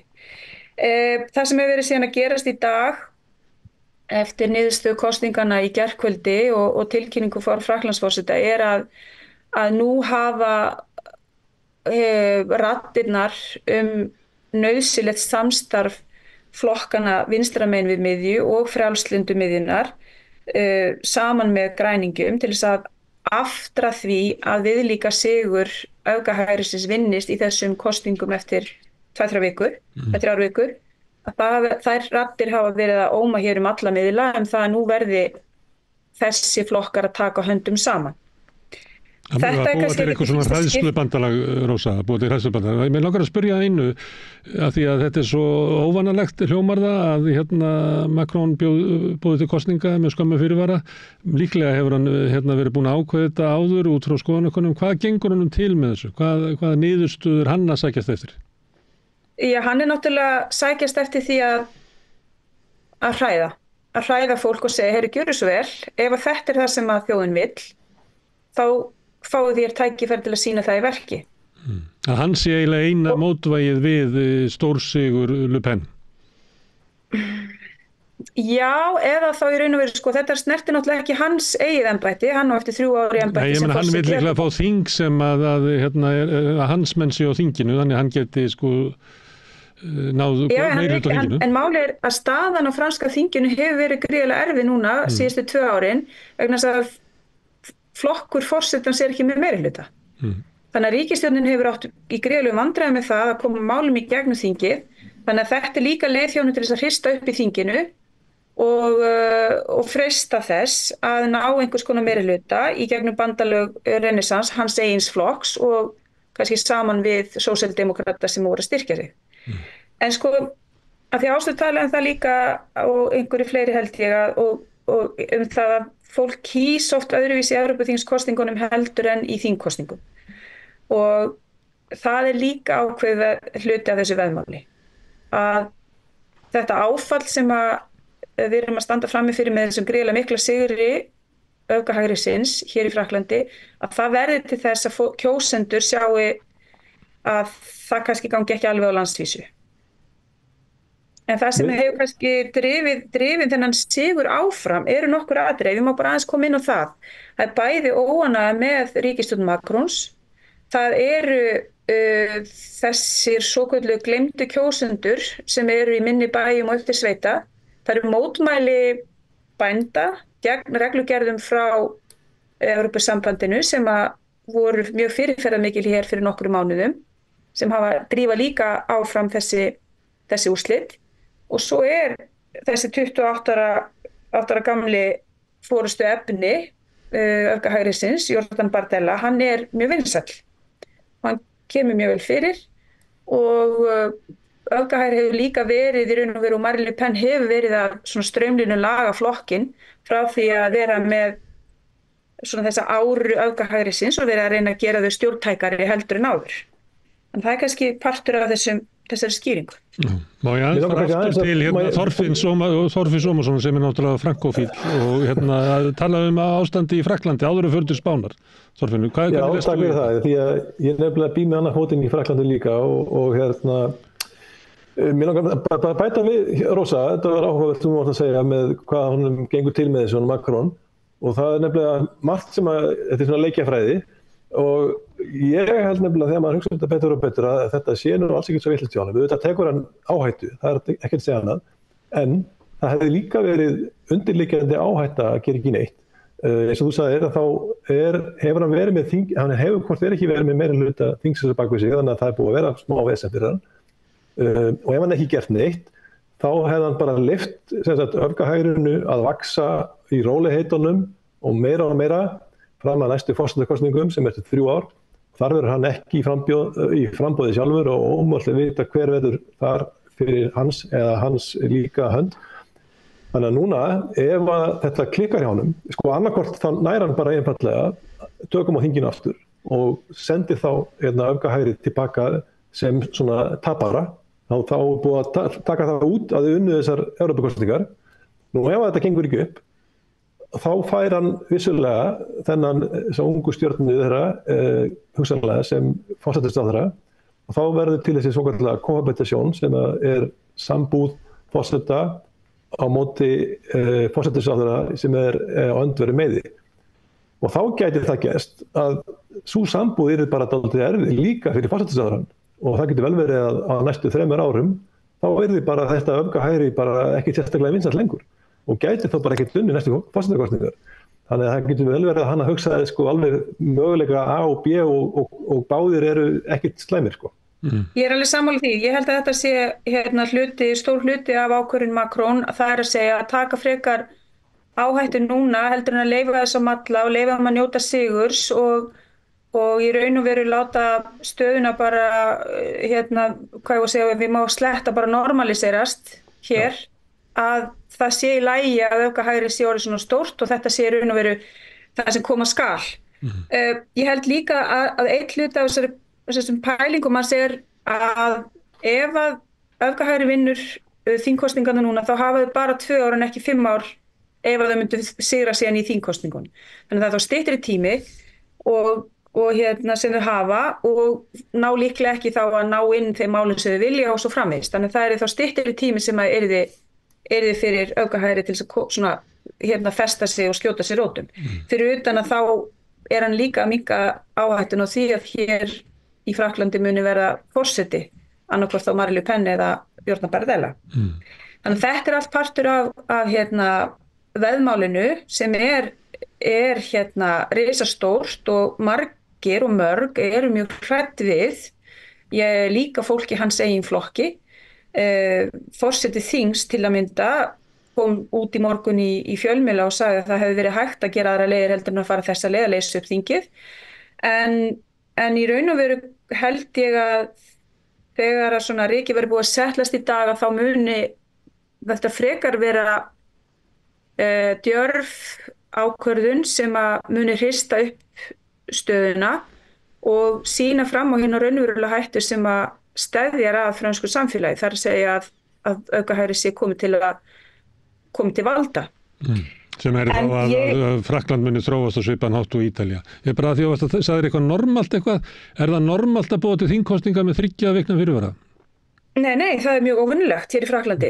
Það er mjög óvinnilegt. En ég þarf að segja sko að það hefur alveg gerst áður að forseti og forsætisráðherra komið úr sikkurum flokknum og það var til dæmis í tíð Mitterrands og Chirac þegar þeir komið náttúrulega sikkurum flokknum.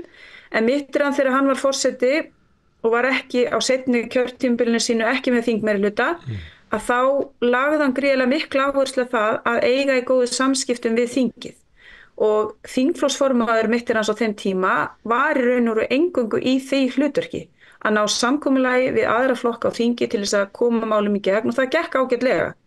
En staðan hins vegar núna á franska þinginu hefur verið með þeim hætti að það hefur verið mjög mikið stál í stál og ekki mitt rými fyrir samkomulagi eða samtöl.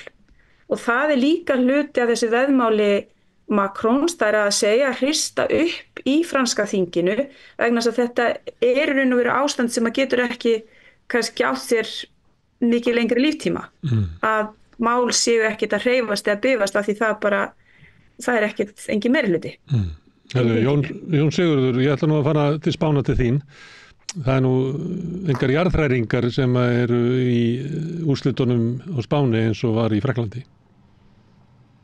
Já, og það sem gerir það líka svolítið skemmtilega þessar kosningar er að það koma upp á mjög skemmtilegum tímum eða kannski ekki skemmtilegum, hér er mikill darraðdans í stjórnmálunum og sérstaklega eftir að það er þannig málvexti hér á Spáni að hér er vinstri stjórn sem hefur starfað frá því að þeir komið vantrauststillögu gegn hægri stjórn sem var komið upp fyrir axlir í spillingu og Pedro Sánchez sem nú er forsætisráðherra kom þá með þessa vantrauststillögu sem náði í gegn og hefur starfað síðan sem forsætisráðherra og alveg frá fyrsta degi þá hefur verið farið gegnum mjög mikil svona og hörkuleg herferð þar sem öllum brögðum er beitt og við hefum séð kannski að stjórnmálin hér kannski eins og víða í Evrópu eru að verða býsna hvöss og svo var hér er annar stór turn í stjórnmálunum sem er akkurat lýðflokkurinn sem er svona hægri flokkurinn, svona eins konar sjálfstæði flokkur. Þar er forseti Madrídar sýslunar, ekki borgarinnar, heldur Madríd er líka sýsla hér á Spáni og forseti Madrídar sýslu kemur úr röðum lýðflokksins og það er stjórnmálamaður sem heitir Isabel Ayuso, gríðarlega vinsæll stjórnmálamaður og ykkur vilja meina að hún verði forseti flokksins, gangi allt saman eftir. Hún má ekki láta sjá sig með öðrum forystumönnum flokksins, þá nafn hennar, þá hún klöppuð upp og menn svo sem hún mjög vinsæl hérna. Hún yfirskikir alla. Ég segi að hún yfirskikir alla í flokknum. Já, algjörlega. Það kannski þarf ekki mikið til. Feysjó sem forseti kannski ekki beittast í hnífurinn í skúffunni að margra mati, en hún býsna hvöss og skemmtilegur stjórnmálamaður, umdeildur náttúrulega, en fyrir nokkru, það rétt rúmum mánuð síðan, þá lendir unnasti hennar og sambýlismaður hann viðurkenndi fyrir skattayfirvöldum að hann hefur skotið undan skatti og farin að ræða við yfirvöld hvernig hann geti bætt úr þessu, sem sagt ætlar að gera bara samning. Þegar fjölmiðlar komast í þetta, þá náttúrulega grípa vinstri menn þennan bolta á lofti og náttúrulega komið þarna svolítið högg í bakið á Isabel Ayuso og nýta það óspart. Þá breyta þeim kúrs þegar spinnararnir í stjórnmálunum komast inn í málið. Þá dregur unnustinn, hann dregur þetta tilbaka og segist aldrei hafa skotið neitt undir skatti og þetta verður af svona orrahríð, en það líður ekki á löngu þar til eiginkona forsætisráðherrans, Pedro Sánchez, dregin í svaðið og þá birta fjölmiðlar allir af hægri vagnum fréttir það að hún sé í spillingunni og hafi verið að nota sína stöðu til þess að ná í fjármuni fyrir háskóla og jafnvel tengt fingur sína í einhverja sjóðu úr Evrópusambandinu. Og það verður að segjast eins og hér á Spáni að skilin milli löggjafarvaldsins og dómsvaldsins eru oft ekki mjög klár. Og það dómari sem hefur, málið mjög undarlegt, hún var kærð og þetta byggt meira minna á dagblaðagreinum sem kannski tiltölulega lítill fótur fyrir, en einhver síður hefur saksóknarar vildu vísa málinu frá, en það dómari sem hefur tekið það upp og svona rétt fyrir, og þetta það sem að gerast fyrir þessar kosningar, þannig að hún í brennidepli, sem sagt eiginkona forsætisráðherra og forsætisráðherra sjálfur náttúrulega í þessum bil, og í þessu ljósi eru þessar kosningar hérna á Spáni og það skemmst frá því að segja að lýðflokkurinn vinnur stór sigur með 34% komin yfir sósíalista og þessu fagna þeir náttúrulega eins og þeir geta, en hér það lítið þannig á, þetta sé bara eins og einhver forkostning fyrir þingkostningar sem að það eru þó 3 ár í þær og þannig að þeir styrkja stöðu sína og það eins og við vorum að tala kortið eins og við vorum að gera með Frakkland, að kortið hér á Spáni orðið blátt út allt land nema Katalóníu, þar sem að lýðflokkurinn býsna óvinsæll vegna hörku sinnar gegn sjálfstæðisbröltu Katalana og í Baskalandi þar sem að þessi flokkur hefur aldrei komist í náðina af sömu orsökum. En Jón, hvernig stóð Vox sig sem hérna þá? Já, það hinn fréttin. Vox bætir við sig. Þeir hafa verulega sótt í sig veðrið síðustu ár og eru núna í rétt tæpum 10%. Þeir áttu þó von á meiri sigri og þetta kannski ekki mikið svona í samanburði við þar sem að Rósa Björk að segja okkur frá Frakklandi og víðar á meginlandi Evrópu, en það geti kannski komið útskýring á því það komin annar flokkur til skjalana sem ennþá meiri til hægri og heitir Sjakavola Fiesta, partíið búið og svona mjög að stíla á það að þetta náttúrulega verið nóg spillingamál hér á Spáni og og það mjög auðvelt að mála þá uppi bara sem einhverja spillingadela og nú það partí búið, nú við komin til skjalana og þar svona mjög, þeir eru ennþá lengra til hægri heldur en Vox og svona mér sýnist á formanni þess flokks, svona á hans hegðan að hann ætla að vera ennþá svona harkalegri í allri framgöngu. Þannig að þeir fengu bara strax í fyrstu atrennu nánast 5% sem meira en gamli Boðimálsflokkurinn, Viðgetumflokkurinn sem var í ríkisstjórn fyrir nokkru og var svona, kom upp úr byltingunni sem hér var háð eftir krísuna miklu. Þeir eru með meira en Katalanir. Katalanir með 2 flokka þarna inn á þingi og þeir detta báðir niður en það svona sjálfstæðisbrölti hjá þeim hefur verið tiltölulega misheppnað en það sem sagt, það hægri sveifla hér og líka við getum sagt að öfgaöflin eigi alveg sem sagt það eigi upp á pallborðið þessar myndir hér eins og við annars staðar. Herðu, en ef við reynum að meta Evrópusambandið, hægt að meta einhvern veginn framtíð Evrópusambandsins í ljósi þessara kosninga? Það hefur náttúrulega verið þróun mörg undanfarin ár að það ekki sama samstaðan Evrópusamrunan og var kannski á lok síðustu aldar. Það hafa náð góðri stöðu í mörgum löndum flokkar sem voru mjög svona Evrópuskeptískir, voru margir sem vildu leggja það til að löndin gengju úr Evrópusambandinu, líklega leggur það ekki til eftir að Bretarnir fóru, en eru samt svona með það á stefnuskrá sinni að draga úr miðstýringunni frá Brussel, efla þjóðríkin, draga úr miðstýringunni. Bæði það og svo eins og Rósa Björk benti á að flokkarnir sem eru kannski ráðandi í lykilríkjunum eins og í Þýskalandi og Frakklandi fá veika kosningu og þarlandi veikari og kannski ólíklegri til þess að beita sér á svona klassískari evrópskan máta. Það þannig að allir flokkar verði að taka tilliti til þessara svona evrópuskeptísku sjónarmiða og kannski Evrópa sé síður undir í sterkri forystu núna en áður var? Ég veit ekki hver... Má ég fá aðeins að koma inn í þetta? Sko, við verðum samt að muna að það eru hægri flokkarnir sem að bæta við sig 8 sætum. Bæta við sig í Þýskalandi, Pólandi, Spáni og Grikklandi. Og þetta eru ekki hægri flokkar sem eru á móti Evrópusambandinu. Þetta eru hægri flokkar sem eru pro-ESB. Þannig að þeir í raun og veru og með Ursulu von der Leyen í fararbroddi þá er þessir flokkar að styrkja sig og Ursula von der Leyen tilkynnt það strax í gærkvöldið morgun og hún væri komin í samtöl við Frjálslyndamiðju og sósíaldemókrata til þess að búa til bandalag og þau munu ná yfir höndinu á þinginu ef það mun ganga eftir.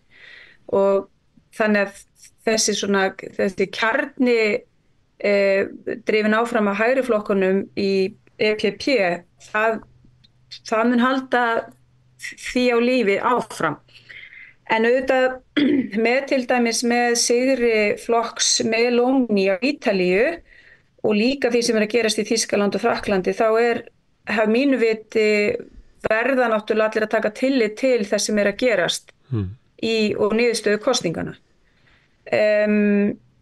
Þó svo að þessi tíðindi hafa orðið hér í Frakklandi þá öfgahægri kannski ekki að styrkja sig eins og margir óttuðust eins mikið á almennt í Evrópu. Og það eru náttúrulega öfgahægri skeptískt á Evrópusambandið þó svo að flokkur Marine Le Pen og Bardella hafi líka verið að draga úr því síðustu árin. Það að segja þessu skeptísku sjónarmiðum á ESB. En ég meina, svo getur líka sagt að með því að klára lagabálkin útlendingamálin núna fyrir skemmstu sem hafi tekið Evrópusambandið 8 ár að klára að þá hafi í raun og veru verið að svona gefa þessum sjónarmiðum meira vægi heldur en áður, sjónarmiðum öfgahægrisins og það verið að mæta þeim sjónarmiðum.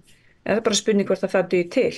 En það er eitt að hvort að þessi flokkabandalög haldi meiri hluta á Evrópuþinginu en líklega kemur sko meiri pólitík eiginlega frá bara löndunum sjálfum hvernig þróun Evrópu verður. Það er Já, líklega, en það sem að líka eru önnur tíðindi í þessu eru náttúrulega að græningjar og frjálslyndu miðflokkarnir eru að tapa gríðarlega mikið, þannig að þeirra er líka inn í pólitík Evrópusambandsins, hún mun dvína og hún mun minnka. Já, það rímar alveg við að græningjar og miðjuflokkar voru ekkert að bæta við sig. En ég ætla bara að svara stuttlega við þessari spurningu skeptíka á Evrópusambandi. Það hefur virkilega bara dregið úr því eftir innrás Rússa í Úkraínu.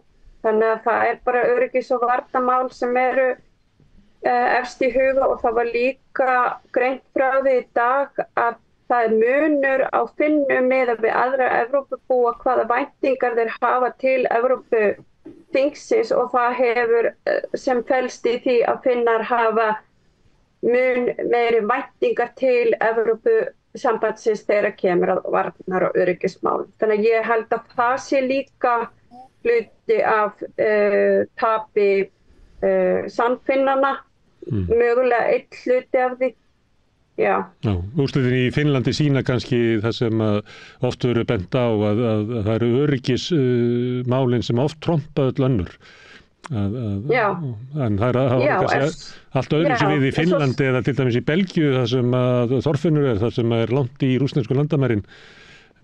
Hvernig lítur þú á þetta, Þorfinnur? Já, það sem ég laka til, eða svona það sem ég veist áhugavert líka í framhaldið það sem var verið að tala hér rétt á hann, hvað mun gerast þegar það þarf að velja sér nýja framkvæmdastjórn Evrópusambandsins vegna þess að það hefur verið svona hefð fyrir því að þeir flokkar sem að mynda þetta en að meira hluta þeir geta bara haft svona sínu fram og velja sér þá og framkvæmdastjórnir notabene þurfa að fá samþykkt þingsins til þess að fara í framkvæmdastjórn Evrópusambandsins. En núna þetta allt í einu orðið þannig að í landi eins og Frakklandi að þá getur bara öfgahægrið gert kröfu til þess að fulltrúi Frakklands í framkvæmdastjórn Evrópusambandsins komi frá þeim og það höfum við ekki séð áður. Þannig að framkvæmdastjórn Evrópusambandsins geti allt í einu verið með einhvern veginn miklu ólíkara fólk innbyrðis heldur en hún hefur verið skipuð hingað til. Í dag hún skipuð svona nokkurn veginn bara fulltrúum þess að þriggja flokkabandalaga sem eru öll svona sammála í meginatriðum og það er ekkert svona vesen innan framkvæmdastjórnarinnar.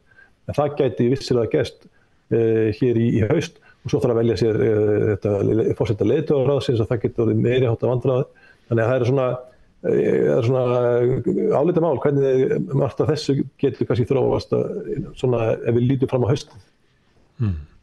Maður sér það í nokkru löndum að maður getur sagt sér svo að kannski lykillinn á pólitísku þróun í Evrópu liggur svolítið hjá hinnum klassísku hægriflokkum sem kristilegum demókrötum svona svo Sjálfstæðisflokkurinn hefði ekki orðið ef hann hefði ekki farið í svona þessa evrópsku skeptísku leið sína. Að valið hjá þeim á milli þess að búa til svona fjólublátt bandalag með sósíaldemókrötum teygja sig þangað yfir eins og kannski það sem verður í Evrópuþinginu núna eða eftir því sem að það sem hægra megin við þá styrkist að færa sig þangað og það niðurstaðan hvaða val þeir taka verður ofta eftir því hvernig þeim reynist í slíkum bandalögum. Þeir hafa reynt það í Þýskalandi vera með svona fjólublátt bandalag og í Danmörku og það er ekki að sjá að það skili þessum flokkum miklum árangri því að þá vex ennþá hægrið til hægri við þá.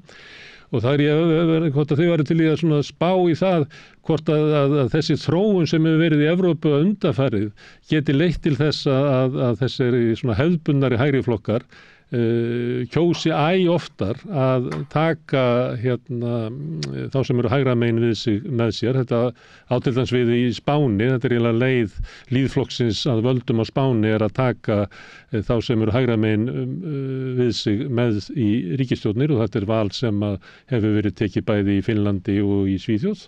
En Ég sé það allavega ekki gerast, fyrir ekki Jón Sigurður, ég sé það allavega ekki gerast svona á Evrópuþinginu og á evrópska vísu. Nei, ég var að tala frekar í löndunum sjálfum. Já, það geti gerst eins og það í löndunum hvert fyrir sig. Þessar kosningar, þessi vöxtur hægrisins, ísta hægrisins á undanförnum árum, sé kannski svona forspila því að við getum séð Evrópu færa sig all svakalega til hægri. Eins og við gerst á Ítalíu. Það nú sumir að segja það að allt sem að gerist á Ítalíu mun gerast annars staðar. Já, Ítalía til dæmis núna getur Meloni farið fram og sagt að þar sé mestu stöðuleiki í stjórnarfari, sem náttúrulega mjög komískt með að ég held að sé búið að skipta 50 sinnum ríkisstjórnir frá stofnun heldisins eða eitthvað álíka hjá Ítölum. En hún getur í raun og veru komið fram og sagt, sjáu, ég er orðin burðarríki hér í Evrópusamvinnunni. Hún er þegar búin að segja þetta. Hún er ekki bara getur þetta, hún er búin að segja þetta. Já, akkurat. En ég líka það er kannski, það verður mjög áhugavert líka ef ég má aðeins áður en við leifum Jóni en að það verður mjög áhugavert að sjá hvað gerist í Þýskalandi. ADF er að fá miklu meira heldur en þau bjuggust við eftir alla skandalana sem að þau hafa verið að ganga í gegnum undanfarna mánuði í aðdraganda kosningana, eru samt sem að fá þetta fylgi sem við fá. Og þetta 3 flokka stjórnarbandalag sem er við lýði í Þýskalandi er að tapa, allir flokkarnir er að tapa. Þannig að þau viðbrögð þaðan munu líka skipta gríðarlega miklu máli, hvað Ólaf Schulz gerir og hvernig þau halda áfram á sinni braut, hvort að þau teygja sig þá lengra til hægri eða hvort að þau gefa þá bara í sínum málum. Það er kannski tvennt sem við vildi segja í þessu bæði við samband þessar klassísku miðju- og hægri flokka við öfgahægri flokka. Til dæmis var Vox talinflokkur sem var ekki í húsum hæfur fyrir nokkrum árum en eins og Gunnar Smári var að benda á að lýðflokkurinn, hægri flokkurinn hefur farið upp í rekju hjá honum í hverju sýslun og fætur öðru út allt land. Enda mikið af fylginu komið gamli lýðflokksmenn eða lýðflokksfylgjendur. Það hins vegar eins og Rósa Björk var að tala að Vox hefur ekki verið kannski að tala með skeptískum hætti gagnvart Evrópusambandinu, enda væri það örugglega ekki góður leikur hér á Spáni. Það tiltölulega mikið samstaða Evrópusambandi, þetta ekki raddir eins og kannski við þekkjum frá Englandi og annar staðar af Evrópu. Enda hefur það sannast, bæði erum við náttúrulega þykjum við mikið styrkjum frá Evrópusambandinu og hér ég í Andalúsíu þar sem við erum gríðarlega háð þessu, sérstaklega bara landbúnaðum. Og þannig að það væri kannski ekki sterkur leikur en hitt annað mála að sósíalistar hafa verið að gagnrýna hægri flokkana, lýðflokkin aðalega, fyrir þetta að fara upp í og hleypa Vox til valda í hverju sýslunni á fætur annari. En það getur líklega heldur ekki haldið til lengdar ef að miðjuflokkarnir frá sósíaldemókrötum í gegnum svona frjálslunduflokkana yfir í klassíska hægrið eru alltaf að verja óbreytt ástand og á meðan að vex upp í löndunum krafa breytingar. Það er erfitt að sjá það halda til lengdar. Já, við erum líka að sjá partur af, þetta í raun og veru eins og Jón að lýsa á Spáni, þá erum við líka að sjá hér í Frakklandi að flokkur Erik Zemmour sem er lengra í öfgahægrið heldur en RN flokkurinn og hann sjálfur verið dæmdur í fjölda tilvika fyrir hatursorðræðu. Landsflokkur var að fá í fyrsta skipti yfir 5% í þessum kosningum núna. Þannig að það má alveg segja að samanlagt fylgi og öfgahægrisins hér í Frakklandi séu 36,5% með þessu, sem er náttúrulega gríðarlega óhugnalegt fyrir marga. En ég sé ekki heldur að ef að ég var að minnast á afgreiðslu lagana útlendinga og flóttamenn af hálfu Evrópusambandsins sem hefur dregist í 8 ár. Að í raun og veru gagnrýni á það lagafrumvarp að það kom mjög mikið fram frá mannréttindasamtökum og félagasamtökum sem að vinna með flóttafólki það að þarna væri verið að herða reglur og skrúur allt of mikið. Og ef að tilgangurinn í því var að ná svona slá ákveðna tóna í áttina til öfgahægrisins þá til þess að náðum svolítið niður, þá gekk það ekki, allavega ekki hér í Frakklandi. Þannig að það var raun og veru kannski bara taktík til þess að efla öfgahægrið. Þannig að þetta alltaf þessi sjónamið hvort eigi að halla sig lengra til öfgahægrisins og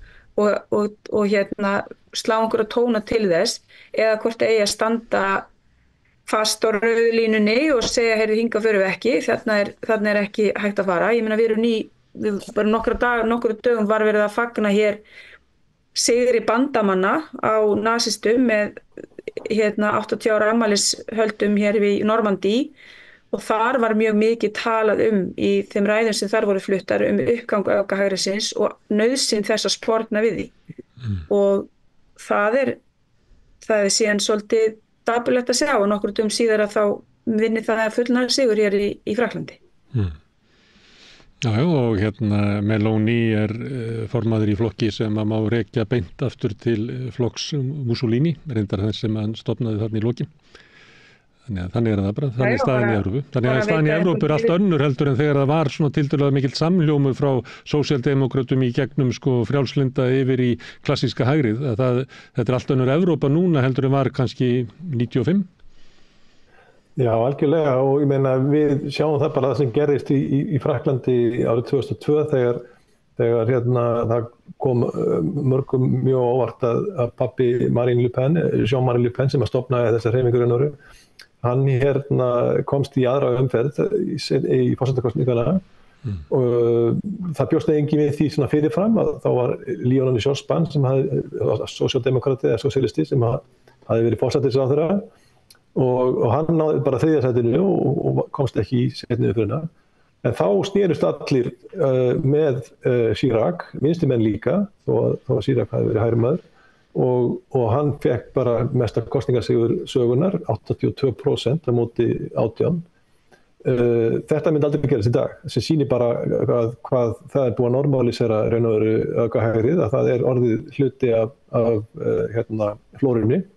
Þetta eru 22 ár síðan að þá þótti þetta bara óhugsandi að sameinuðust allir gegn þessu en það er að segja að Le Pen fekk bara eiginlega sömu niðurstöðu í seinni umferðinni á meðan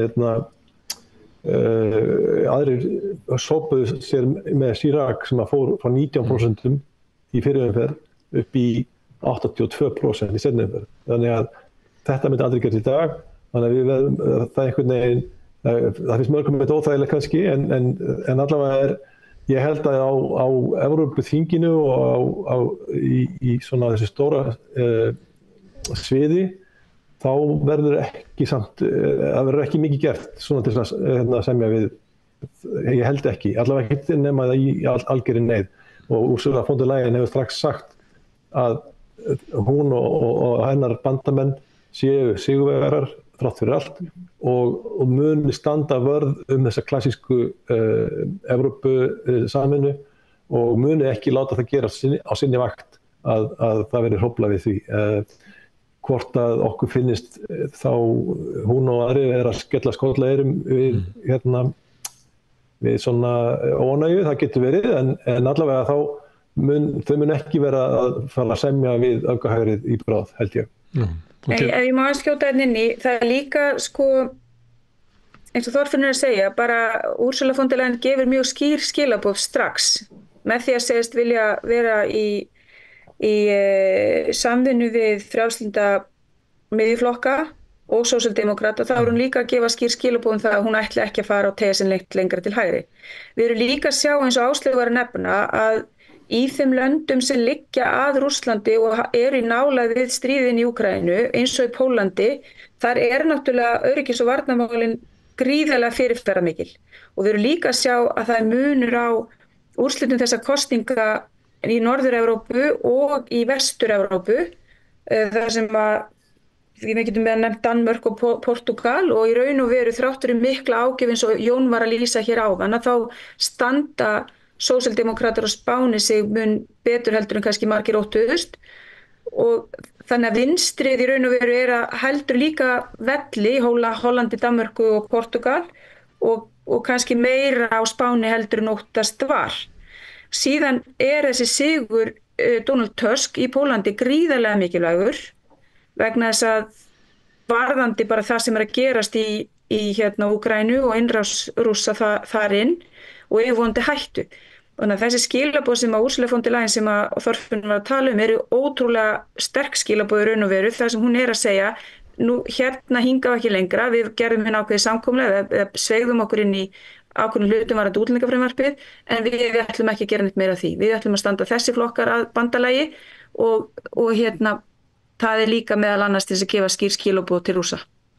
Má ég fara aftur til þín Steingrímur í Svíþjóð, það sem er svona, þú ert að segja hefði verið svona vinstri umhverfis sveifla, það líka að sjá það í Danmörku, þar sósíalíski þjóðarflokkurinn með mest fylgi í kosningunum.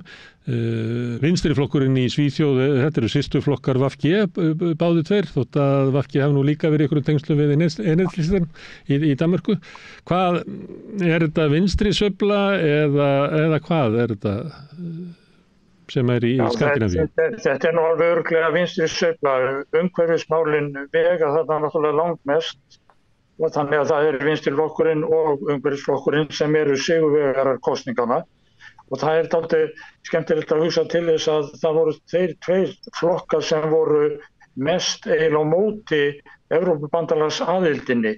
Og það eru margir í þessum flokkum sem eru ennþá mjög skeptískir á þetta en vilja gera gott úr þessu og fyrst og fremst nota Evrópubandalagið til þess að ná árangri í umhverfismálum. Af því að umhverfið náttúrulega svoleiðis að það ekki hægt að leysa það innan landamæra og vinstri flokkurinn hefur mildað tók úr sinni stefnuskrá kröfuna að ganga úr Evrópubandalaginu. Það hefur verið að þróa svona síðustu árin og maður sá líka hvað var flókið með Brexit og allt það.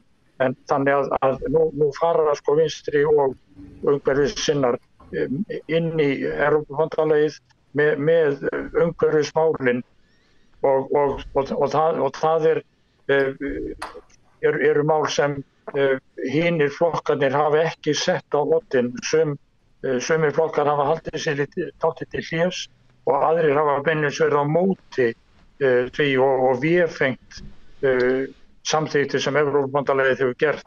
Til dæmis það að hætta framleiðslu á bensín- og dísilbílum árið 2035. Finnst það að vera bara algjör óþarfi. En öryggismálin, spiluðu þau inn í þetta í Svíþjóð? Nú, ég veit ekki hver enda hjá vinstriflokknum, þeir voru byrjað að samþykkja ekki vopnasendingar til Úkraínu sem var kannski á skjön við það sem þessi flokkur hafði áður og samþykkja inngöngu í NATO? Já, flokkurinn tók afstöðu fyrst gegn því að senda vopn til Úkraínu. Og þá var það uppi fótur og fyti í flokknum, þannig að þeirri samþykkt var breytt og samþykkt að senda vopn. En flokkurinn hefur nú aldrei samþykkt NATO-aðildana. Svo langt hefur það aldrei gengið. Og það sem að gerast núna og að gera bara núna eftir 10 daga, eftir viku 10 daga, er að samþykkja samkomulag við Bandaríkin að ameríski herinn fái aðgang að 17 herstöðum í Svíþjóð sem þeir geti byggt upp og það sem munir gilda amerísk lög og guð veit hvað. Það nánast eins og þessi verið að innlima Svíþjóð í Bandaríkin 51. lýðveldi í Bandaríkjana og þetta nú þegar í Finnlandi og Noregi og Danmörku en verður ennþá meira sig í Svíþjóð. Svíþjóð er aðeins stærra land og þar fram til götunum. Og hinn 18.